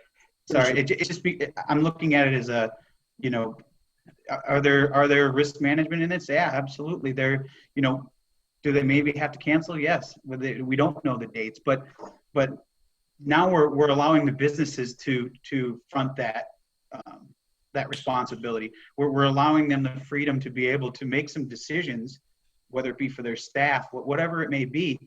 But I think that the longer we push this off, I mean, they've been waiting for us to talk about this for 6 weeks, and now we have the chance to talk about it. And I think they're all fully aware that we may have to change it come Friday. But I think if we can at least give them some direction, that would benefit a lot of people. If I'm hearing this correctly, it sounds to me like there is some consensus to setting a date to allow them to begin taking reservations May 15th in order to be competitive, and I'm on board with that. And I guess my response to Bill would be that the other communities that are allowing reservations to be taken don't necessarily have all their plans in place either. And by us waiting, we're placing our community as a disadvantage versus, for example, Sanibel. So I'd be willing to go forward to discuss with a motion about allowing the taking of reservations. But the problem is procedurally, we have a motion on the table right now to not go forward on anything. And I think procedurally, we have to dispose of that motion before we have another motion. Which we can do. Mr. Mayor, upon that, I will call the question. Okay. just let me make sure I know what was the original motion again? This was my motion to defer any decisions on the rest of the emergency declarations until after the task force presents their findings and we meet again on Friday. Okay, so that is the question. So all in favor of the deferment, say aye. Aye. Aye. Was there a third aye there? No. Okay, the motion fails. So the folks will be able to start taking their reservations, and we'll see what happens. We didn't have a motion yet about making the reservations. About making the reservations. Okay. Right. So And that was just a defer. with, Okay. with all respect to Bill, I agree that 99% of this should be deferred, but I do think we have this narrow issue that we need to have a motion on. And I believe the date that the other communities are allowing the taking of reservations, and I stress this, the taking reservations is how I understand it, is May 15th. That's been my understanding with my discussions with the other mayors and the county commission. That's the date that's been knocked around, the 15th. So for discussion purposes, I will make a motion to that the lodging establishments, et cetera, that are in our emergency order number 4 and 2 be allowed to begin to take reservations starting May 15th. Is there a second? Motion. I will second it for discussion. That's been seconded. I hope there's not too much more discussion. It's been moved and seconded. Okay, Bill, go ahead. I have one thing that I would appreciate an amendment, because I think that in order to make the take reservations, that we should also stipulate that all deposits have to be 100% refundable and with no change fees. That is what I see has been done in some examples in Sanibel and Captiva. Mr. Attorney, is that something that we can put in our motion? We can regulate? Yes. I'll accept that amendment. Okay. And the seconder? Yes, I will amend my second. Okay, it's been moved and second. Any further discussion? Any opposition? Roger is asking for attention. Oh, I'm sorry, Roger. I didn't see your finger standing up there. Go ahead. So I just want to be sure I understand and we all have the same understanding. So that means I could take a reservation for the 15th. That's my understanding at this point, but I truly believe that that's going, people are going to end up canceling things, because I think that, so if they are allowed to make their own rules and say, we're not going to start accepting reservations actually, let me step back. We're not going to accept occupancy until, say, maybe May 30th. That, because I'm expecting that would be the case. Okay, well, I was just bringing it forward the fact that, as I understand it, the way it's been stated so far, you're freed up to take a reservation on the 15th or the 15th, unless the council inserts another date in there. That would be my understanding, although that's not my prediction as to what actually happens. That's assuming that the governor doesn't extend his order. Yes. Okay. All in favor of the motion signify by saying aye. Aye. Aye. Aye. Aye. Aye. Okay, the motion passes unanimously. Okay. I did not give an aye. I would say a nay on that one. Oh, I'm sorry, Bill. I thought I heard aye. I'm sorry. I'm sorry about that. Okay, the motion carries 4-1, and with the understanding on my part that I'm still counting on the results of this task force to guide us in some manner that we can talk some more about. All right, the next one is we'll continue here, and we've done 2 and 4 now, and we'll go to declaration number 3. I looked at this one last night and I didn't see anything too earth-shattering in this one other than, Mr. Mayor, yes, sir. I believe the town attorney will tell you that declaration number 3 was superseded by the governor's orders. Okay. That is correct. In fact, rendered moot. So Okay. unless there's another issue you want to revisit there. I don't know if the members, any of the other members do. Question, Roger or John. So the governor's order superseded this one. So if the governor rescinds his order, does this one become active, or is it like dust now? John, do you weigh in on that? Councilmember, could you repeat the question? I'm not sure I understand. Okay, the governor, we had emergency regulations number 3, and the governor superseded them. Now, by his proclamation. Now, if he rescinds his proclamation, does this come back to life, or is it dead? My recollection is that at the meeting that this issue was discussed, the council actually voted to rescind that particular order for the record, and so it would not come back. Okay. I'll check with the clerk. Okay, are there any other questions as to emergency regulation number 3? Declaration of emergency regulation number 3? If there's not, that concludes our agenda. And we have agreed to meet again on Friday, this Friday at 9 a.m. And if there's no other business before the group, I'll entertain a motion for adjournment. I just have one quick comment. Okay.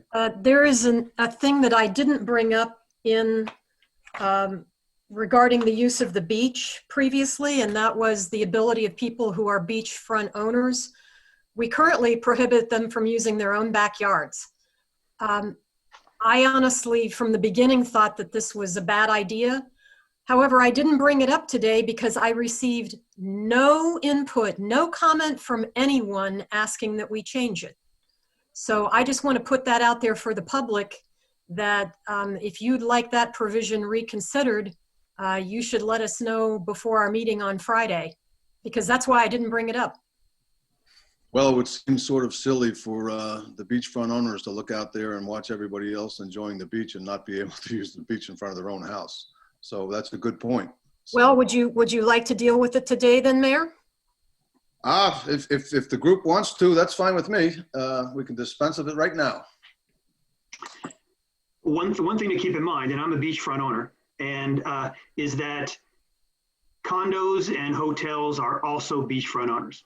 So is this in fact allowing commercial activity on the beach, or is it allowing people then from condos to and homes to set up beach paraphernalia? Would that make the enforcement of walking difficult, and would that create social distancing issues around hotels and condos? Well, none of those, Bill, none of those are open yet, right? So condominiums. I mean, if you're opening up the beach to private property, the beachfront owners, if there's a condominium that is a beachfront, does that mean they can go? All the owners can go on the beach? Well, let's talk about it. Let's talk about it. It would be tough to allow one group and exclude the other. I can hear the screams right now. Mr. Chair? Yes, sir. It seems to me it would make sense to allow them to be able to obviously use it, but I think that we should still follow the same guidelines that we had set forth before, that no chairs, no umbrellas, no coolers, and they should still be allowed to access their property. And follow the same hours or not as the rest of the people out on the beach. That's it seems, well, I'm open for discussion. Mr. Chair. I think you know where I stand on that, but I'm again willing to I know. And the harsh reality is that once it's open, but we'll see how that develops. Bill, do you have anything else you want to add to that? Well, I don't, given these constraints, I don't have any burning desire to go and pace my property at noon. There's not a whole lot of benefit except, walking to the beach during the early mornings. Other than that, not much that goes on. Okay. Without being able to, get chairs and whatever else out there. Right. Okay. Any other ideas? How about to the question of whether, if you permit the single family dwellers out there, what about the multifamily dwellers? Any comments? Well, I guess what I'd say at this point is there doesn't seem to be any consistent agreement about this. And we haven't had any overwhelming public comment about it. So I'm willing to let it lie until Friday and see if we get input from the community regarding this, and we can talk about it then on Friday. I support that. Yeah, I do too. So you've changed your mind. That's fine. I just brought it up because I felt that we needed to, because we were, addressing all the emergency orders, but Yep. I was surprised that I'd heard no public comment from anybody at this point. I bet we will now. Good for you. Good for you. Okay. Well, then we'll take a crack at that on Friday as well. Is there anything else? Yes, sir. Just as far as the agenda for Friday, I would appreciate input from some of the people you've been talking with, like, Commissioner Hammond, medical people, Fire Chief Love, anybody else has a particular expertise that they could help shed lights on coming up with a comprehensive plan on how to open up. Well, I'll certainly invite all those people to comment. I don't know whether I can dial them all in or get them, but I will extend that to all those folks and see where that goes. I have a related comment. Since you indicated there was supposed to be something being compiled, it's not a violation of sunshine to send it out to all of us in advance so that we can read it. And I see no reason why it couldn't be published, say, on Facebook or the town's website, so that the public could be reading it in advance of Friday's meeting as well. Well, that was my intention. That was my intention. And we were planning on, of course, it'll all be hammered out on Wednesday midday, and then we're going to. It won't take much to compile it because most of it's been submitted already, and then Jackie and myself, we're going to bring it down to Town Hall and get it assembled, packaged, and the staff there can put it on the website and also have hard copy available if anybody wants that as well.